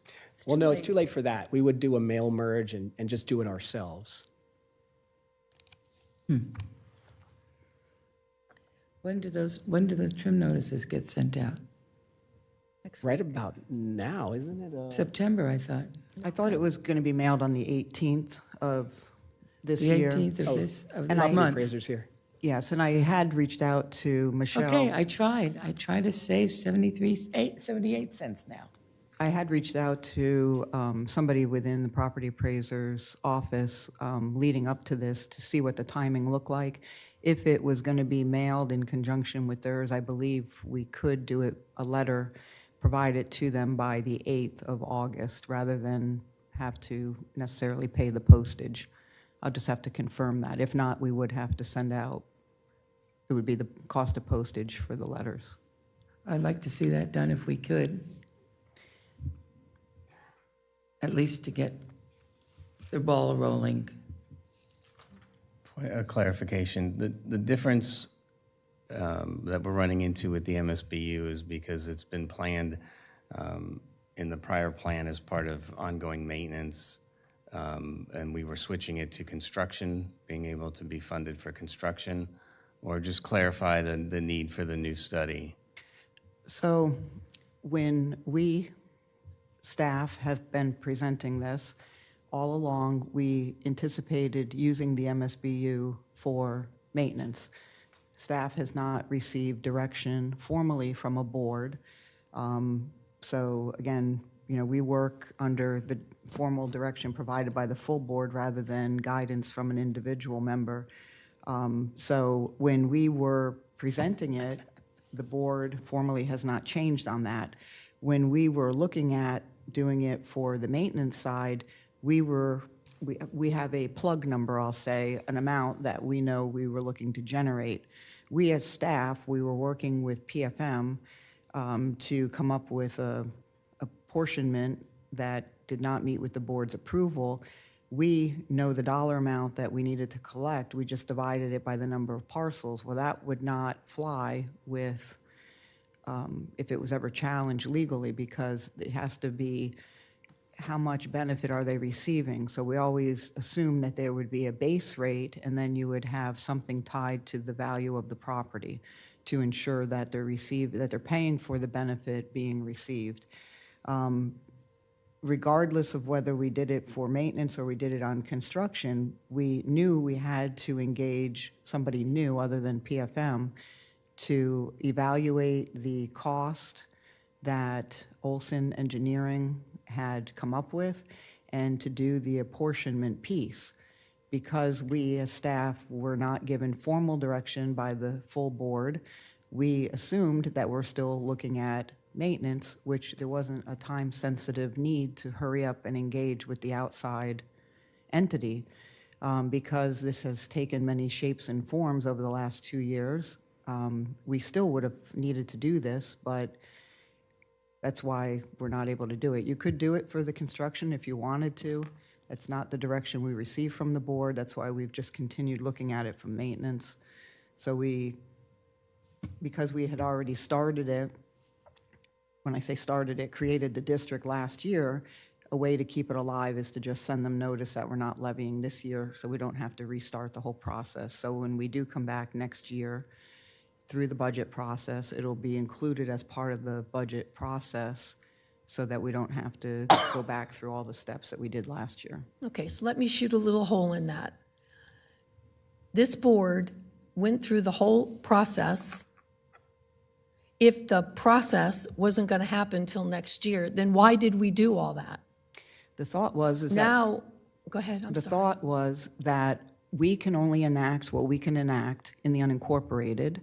The direction from the board was to continue to engage with the cities, Flagler Beach, Beverly Beach, and Marineland. The person who's really on the clock right now is Flagler Beach because their construction has already started. So the likelihood of their renourishment opportunity coming up or the need for a local match is going to be sooner than the unincorporated. So the direction at the time for staff was to continue to engage with the cities to try to bring them on board. And so we, again, took direction to enact it in the unincorporated. It doesn't mean that you have to levy it, but let's continue to bring them on board because the dire need is going to be in Flagler Beach. And then we need to figure out if we're going to do Reach 2, which includes Flagler Beach and Beverly Beach, is there going to be maintenance, a commitment to maintenance? Because if not, again, does it make sense to put the money there? So that was the whole premise. Let's go ahead. We can only enact it in the unincorporated with the hope of bringing them along. But if that's not going to happen, then we still need it for the unincorporated, but it's not a dire need, so we still have time. Well, do we not have a resolution from 2 years ago that was for the MSBU for the entire county? So we're doing all these steps, and we worked so hard for 2 years. This was just, to me, a no-brainer that this was all being done. And if I didn't give you clear direction, then you're right, you can't take it just from me. And maybe the rest of the board needs to get educated. How many MSBUs do we have in the county right now that we don't understand the process for? How many other MSBUs are there? There's at least 6 or 7 MSBUs in this county right now, correct? Yes, I don't know the exact number, but yes, a handful. Okay. Well, again, more education, more clarity, more direction. Hearing we weren't given the right direction, or we weren't given direction, or that doesn't work with me, only because I've been following this intently since I've been up here, and I, for one, will tell you that I always thought this was going to happen until I emailed or got involved in the actual process, which obviously was a few weeks too late, because I do believe I could have got or helped this board move towards a consensus to get this done. It looks like we're not going to do there. I don't want to talk about it anymore, but whatever we have to do to make sure it gets done for next year, I'm in favor of. Mr. Chair, I wanted to follow up on your question about the need for a new study. There's one other point. PFM's study was broader in scope than what the district we created. They were looking at county-wide. They were looking at an option to go as far west as US 1. Another option, I think, was to go up to 95. So it was an entirely different project that they were envisioning, and it wasn't geared toward what we have on the books for that unincorporated area of the barrier island. Wait a minute, I just want to understand something. You just said something that I never heard before. So we had a consultant that we were paying a large amount of funds to do our beach renourishment vision, but never knew where our vision would start or end? Well, no, we didn't know at the time. We were exploring. We did an online survey to gauge the interest of citizens, of how much they're willing to pay, how much do they visit the beach, and we got good participation, and people were willing to pay something, and it included people as far as the west side of the county.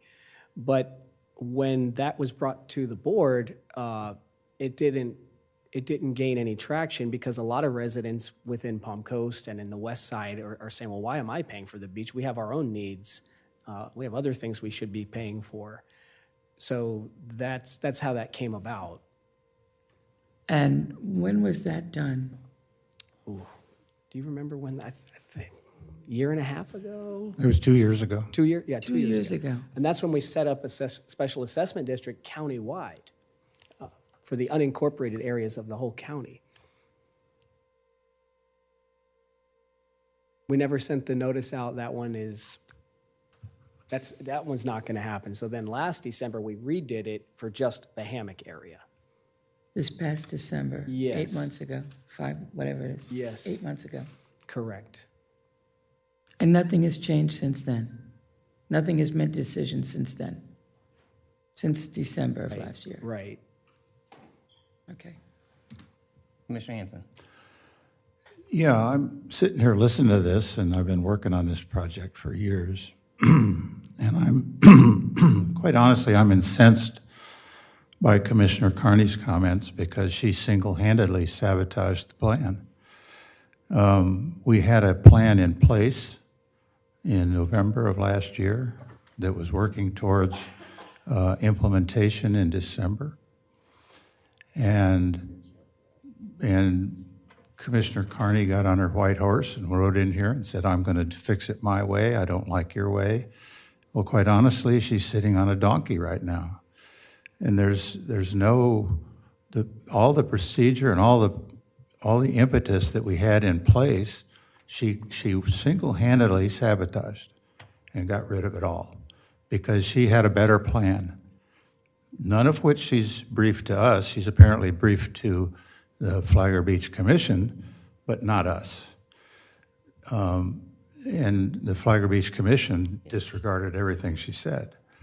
So for her to sit up here and now criticize staff for not doing their job, when in fact we had a plan, well thought out plan, that was in place to get done and to implement.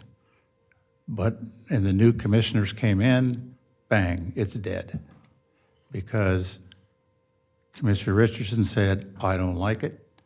And Commissioner Kim When did I said, say I I'll don't come like up, I'll come up with my own idea that'll be better, which has failed miserably.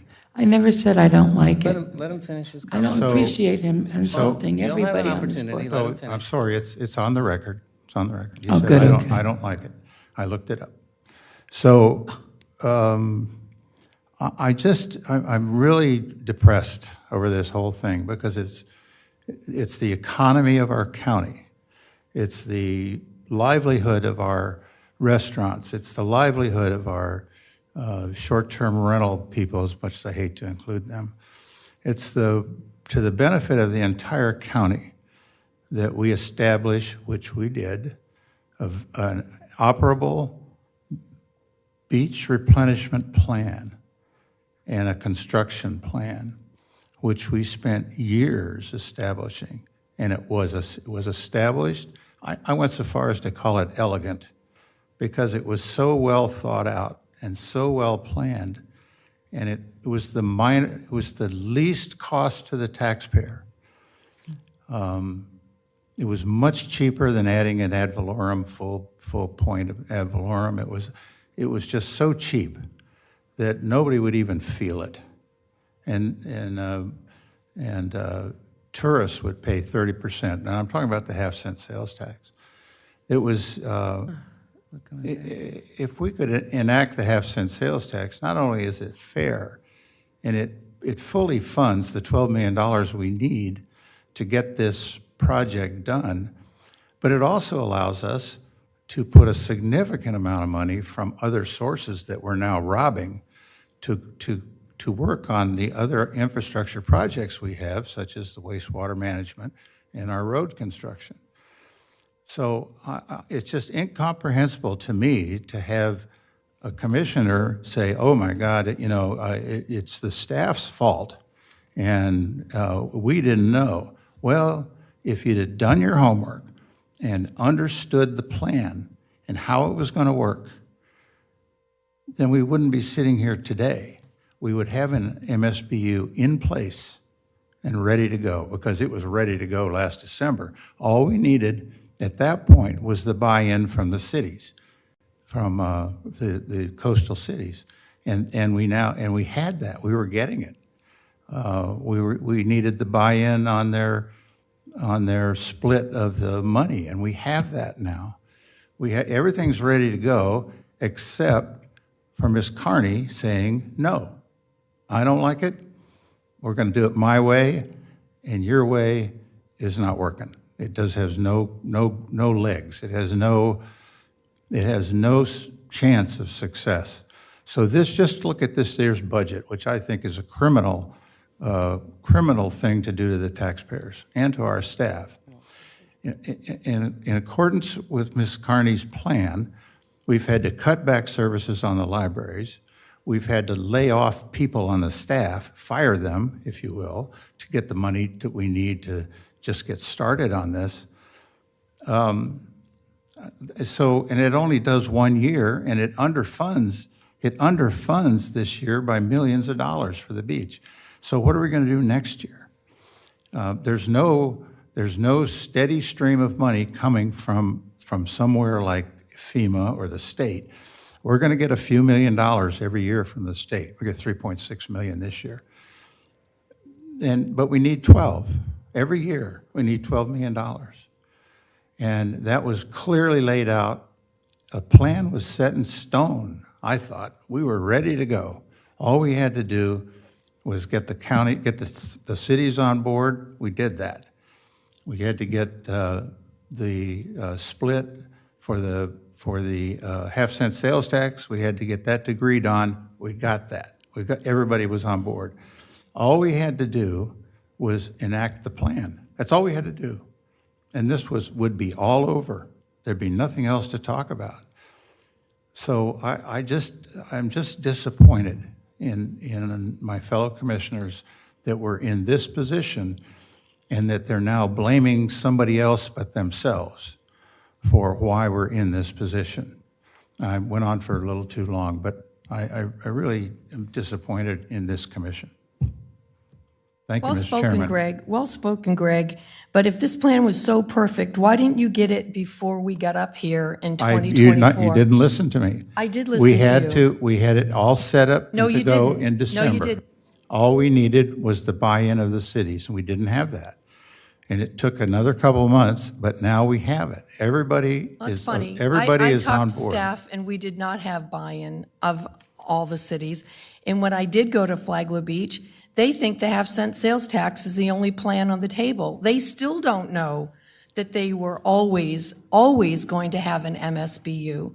So it doesn't come down to one or two people not understanding the plan. I would suggest to you that there are so many revisions of this quote-unquote plan that nobody knows what's going on. So you brought two new people on. You didn't have Leanne on the half-cent sales tax. Pam and I were again, by the end of the half-cent sales tax discussion, it was 4-1. You were the only one voting for the half-cent sales tax. So the timing was wrong. You should have insisted on getting that plan done before November of 2024, and you didn't do it.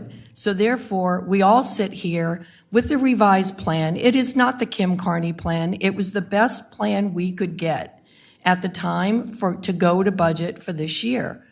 I, for one, thought that there was a MSBU written into it. I know that what I did present had a MSBU in it, so we lost the opportunity to do that. So to sit here and say that this commission is not on board with getting this done, or it just didn't get done the way you wanted it done, but staff is the lead on helping us get to our goals and our end result, which is a beach-funded plan. And I resent being put in that everything that I say is because Ms. Carney said something. I have my own mind, thank you very much. I spoke 4 hours with with Ainsley, our beach management, who went over every detail with me. So I'm fully aware, and I'm able to make my own mind up with any decision I make. I just don't appreciate the attack on our board with disrespect towards our members to treat us all like we're all different people and that we don't have equality here, because I thought this board was very kind to each other, but to attack a member of this board is not acceptable in my book. So I really resent that you would say and call people criminals. We're not criminals. We're trying to get along and do the right thing for the entire county. All right, so just before I say a few things, I want to make sure that we are in consensus that there's not a way forward with the MSBU as it's been explained. Commissioner Hanson? Not? Well, we need to, we were tasked with giving staff either direction to proceed with an MSBU that our attorney has stated reasons why it's not a good idea. It exposes us to being challenged, or we pursue this next year. There's not enough time this year, and we pursue it correctly for next year. So I'm trying to give staff our direction. So that's what we're tasked with, giving them direction on. If we can't do an appropriation without an appropriation study, the answer is we can't move forward. However, Sean's other suggestion was to move forward with a zero levy. Correct. To get the process started. Correct. I have no problem with that. That's what we need to do, and we feel safe in ourselves that we're going to get it done for next year. Then that's what we have to do. So the consensus is there's no levy, but there is the process to be completed, so we don't have to redo the process for 2026. Is that right? I can agree with that. Commissioner Hanson? Yep. Commissioner Richardson? Yes. Thank you. All right, and let me just add a few comments to this. Just remind everybody that our words have meaning. Be careful in what we say up here. We have, everybody sitting up here's got years left to work together. It does nobody any good to start accusing people of, obviously we have to be conscious of our decisions. Our decisions, have consequences, and we have to be able to understand that we're all not going to agree. At the end of the day, it's okay that we don't agree, but we have to be able to put that behind us when we leave this room. I needed clarification from Commissioner Carney on the comment that the rest of the board needs to be educated. What did you mean by that? What I meant, I believe it was in reference to the MSBU process. Is that what it meant? I don't know. You said it. I'm asking for clarification. The board, several people up here understand the process for MSBU, MSTU, whatever. I clearly did not understand the process. So if you all understood it, great, but I think we need to be treated as if we're all the same at the level that we're at. You need to be educated on, I don't remember the content. Okay. When you said I think it has to do with the MSBU. When you said it, I took it as a slight. So I needed, those are where I mean we have to be careful what we say, because the assumption was the rest of us weren't up to speed, is what it made it is the way it came across, and that's the farthest thing. So were you clear on what Mr. Hansen had to say about Commissioner Carney's plan?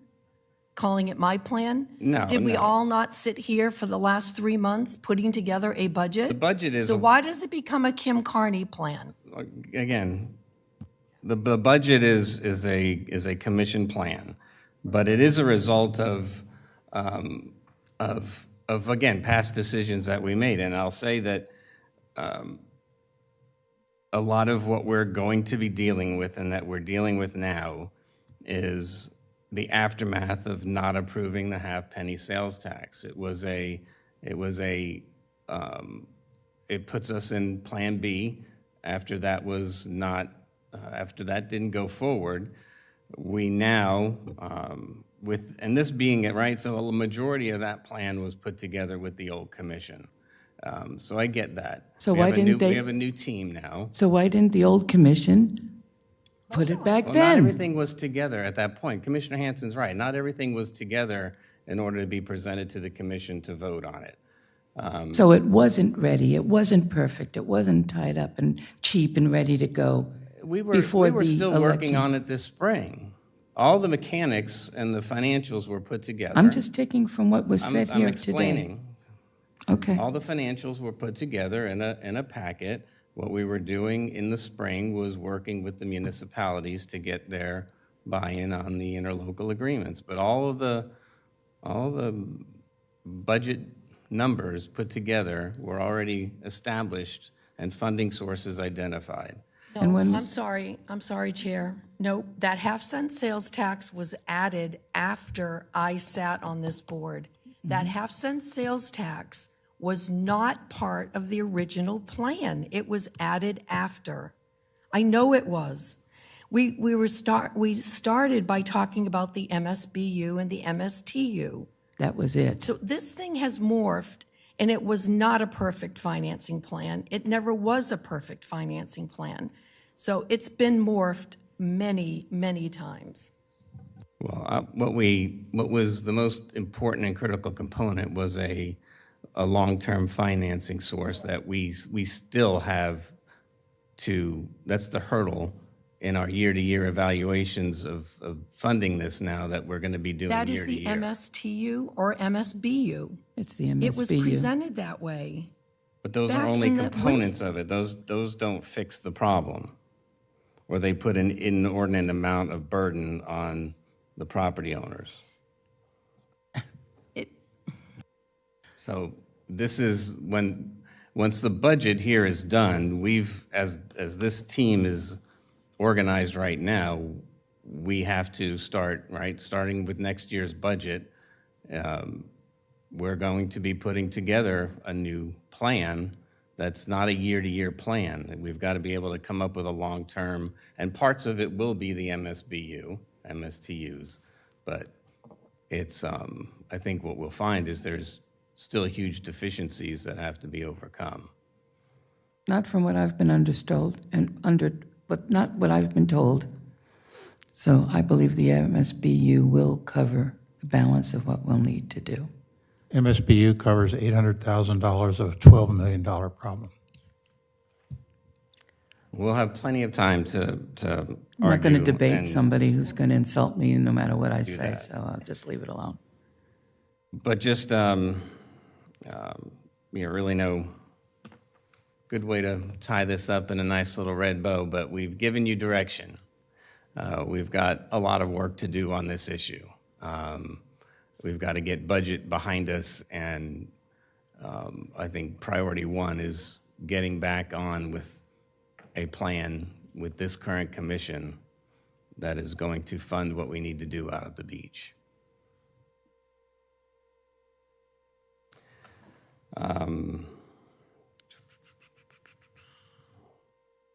So you are under commission comment with Commissioner Hanson. Correct. Thank you for clarifying. So as we move down, Commissioner Carney, any further comments? Yes, I'd like to discuss bringing our past action on the Hernandez lot, easement, parcel, all of the above. I don't have the agenda item in front of me. I don't know if I made the motion or who made the motion, but I would like to reverse course on that. And I would like to also ask the attorney where we are in that process. Okay, right now we've paused on sending out the notice to solicit bids from the adjoining 3 property owners while that drainage situation was evaluated and while Mr. Bear attempts to mediate a resolution among the landowners. Okay. So it's kind of in a hiatus type of status. If you wish to actually rescind the resolution and not sell the land to these neighbors, you would want to make a motion to reconsider that resolution. It needs to be made by somebody who was in the majority approving it. And I believe it was unanimous. So that you reconsider it, and then you'd have another motion to rescind it. I'm sorry. What was the first question? I'm sorry. What the first part of that? Yeah, I was trying to explain the process if you want to unwind what you did. Right. So first you would have a motion to reconsider, and you'd have to get Consider. approval to reconsider it. And then whatever comes out of that discussion, perhaps you would have a motion to rescind that resolution. And it would be like it never happened.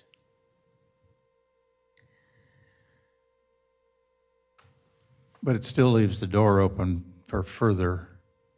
We can always bring it back again if the neighbors come to an agreement, and we can hopefully work out a solution that makes them all happy.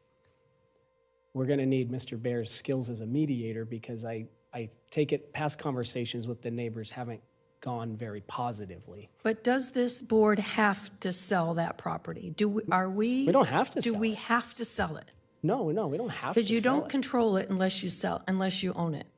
So knowing what we know about the neighbors or the situation or the encroachments or whatever, why don't we just leave well enough alone?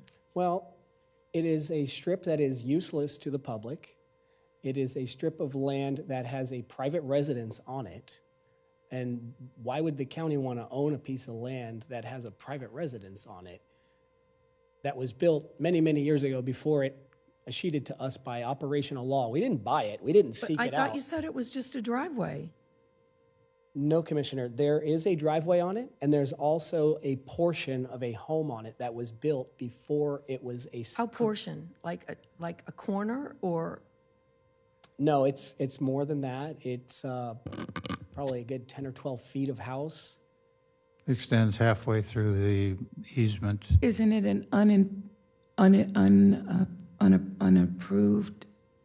approved driveway? Was it ever, it was never surveyed, never got a Not that permit? I'm aware of. Unpermitted driveway? It's just sand. It's not paved. Oh, okay, I'm not looking at it, so. It's a permanent easement. Can't be rescinded.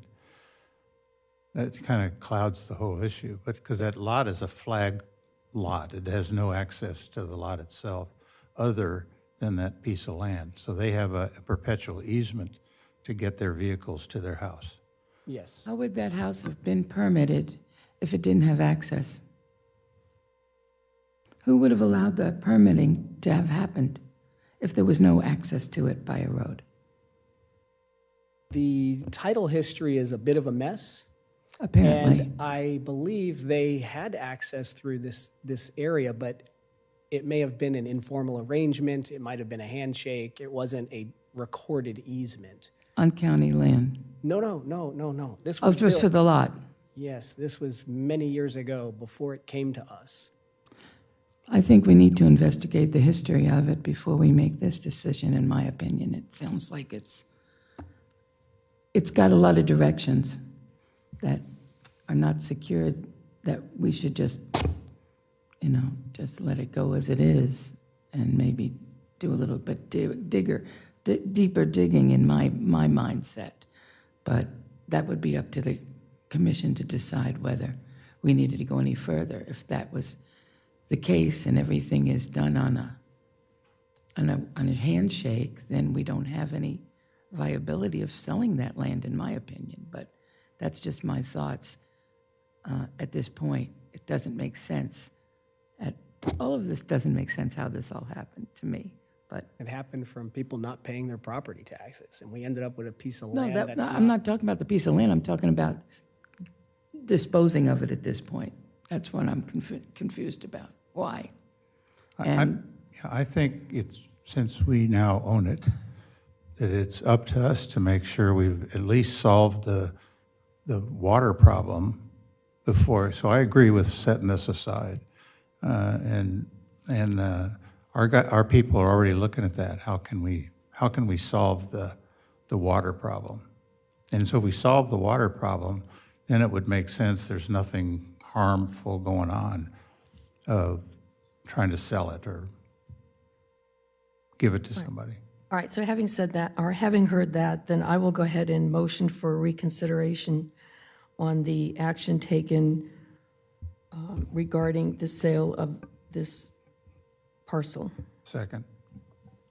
All right, I have a motion to reconsider by Ms. Carney, seconded by Commissioner Hanson.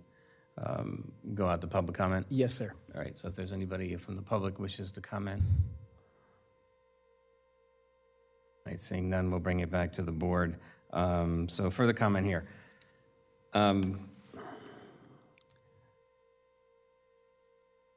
As part of my, at least, evaluation of this, we're following statute and how to get rid of the parcel with multiple parties. That's not the problem.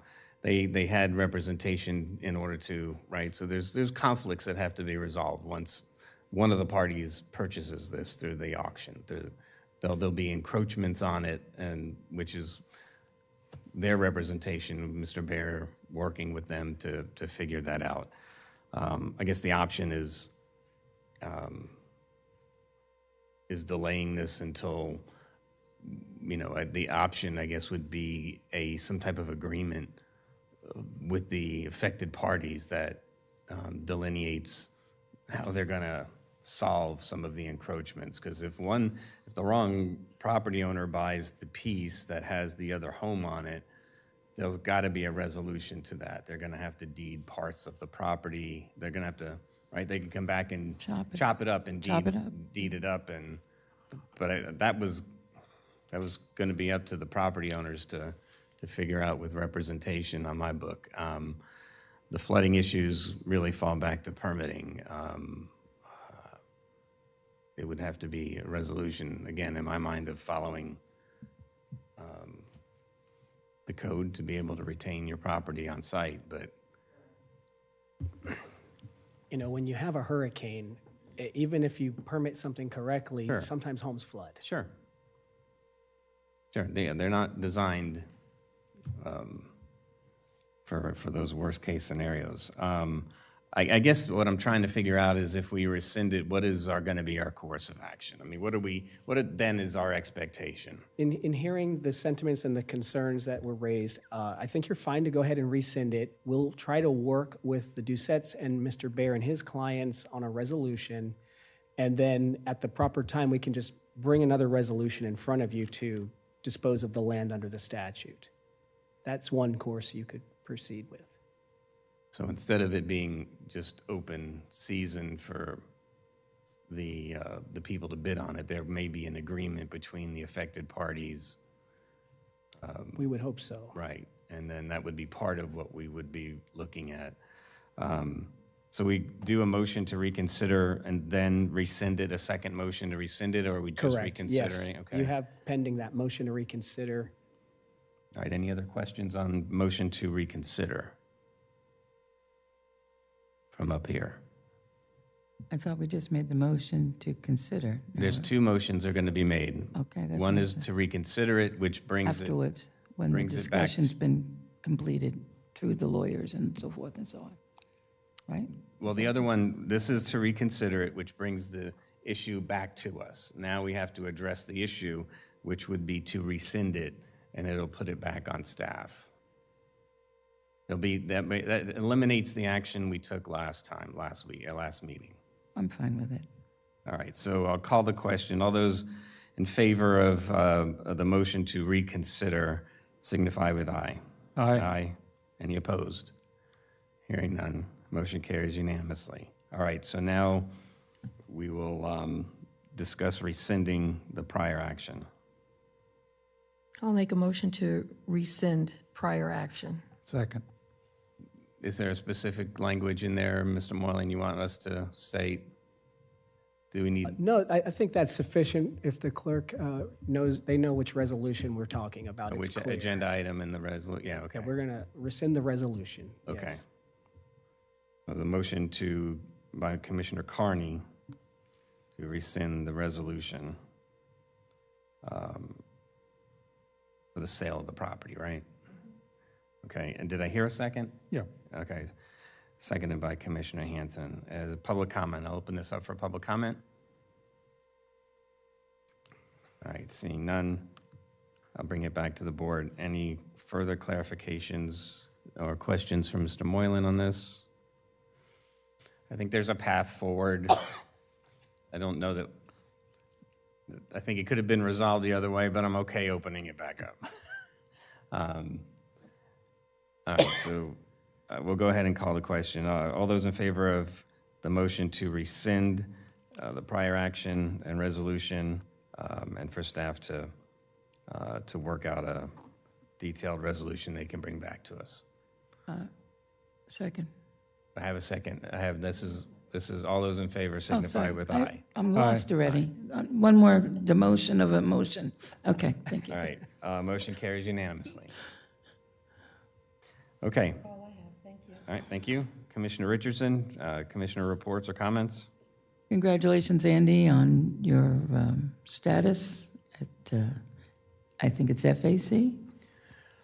Well, State? through FAC and the small county coalition, but based on what Mr. Moylan said, really it's just to work through these issues that we bring to them, policy issues, and and Flagler County a seat at the table. Thank you for doing that. Thanks. Appreciate it. Yep, I enjoy it. All right, for me, really nothing else. Just a little bit of background on what I did over the weekend was with, at the Back to School Jam, Pam Blankenship from the TPO and myself try to do every year a table to talk to parents and students on pedestrian and cyclist safety. So the big issue, right, is the e-bikes. And I've reached out to the sheriff's attorney through Chief Strobridge and the city's attorney to, because I think we have an interest in this. Ultimately, whatever the city decides, we've got similar areas in the hammock with multi-use paths that are going to be affected. So I'm following and have, I guess, they're consulting with me. I'm going to be at least part of that review process as they develop the ordinance. I've talked to Mr. Moylan about it as well. So as long as there's consensus for us to be, spend Mr. Moylan's time to be able to review what they're doing as well, because ultimately it'll probably come back to us, and want to make sure that they do it with our feedback early on. Very serious issue. Very serious. I watch every day on the roads, people think there's some questions about how this can be put into a safety capability, and good luck. Excuse me, good luck on Do you have that. to be a certain age to ride e-bikes? No, you have to have be a certain age. Up to 16, you have to wear a helmet. There's nothing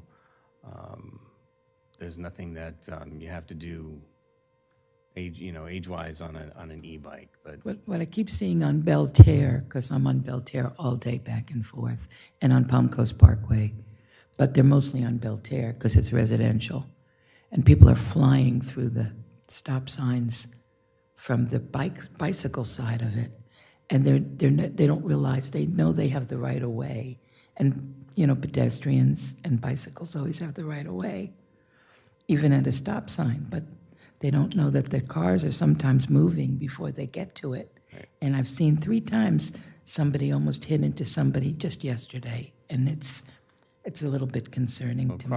Crosswalks are one of the more dangerous areas, Deadly. even though they're striped for Deadly. safety. Deadly. It's been a problem. That was the one gentleman who was killed last year that worked at Oceanside, that was on his way to work on his bike, and that was at a crosswalk.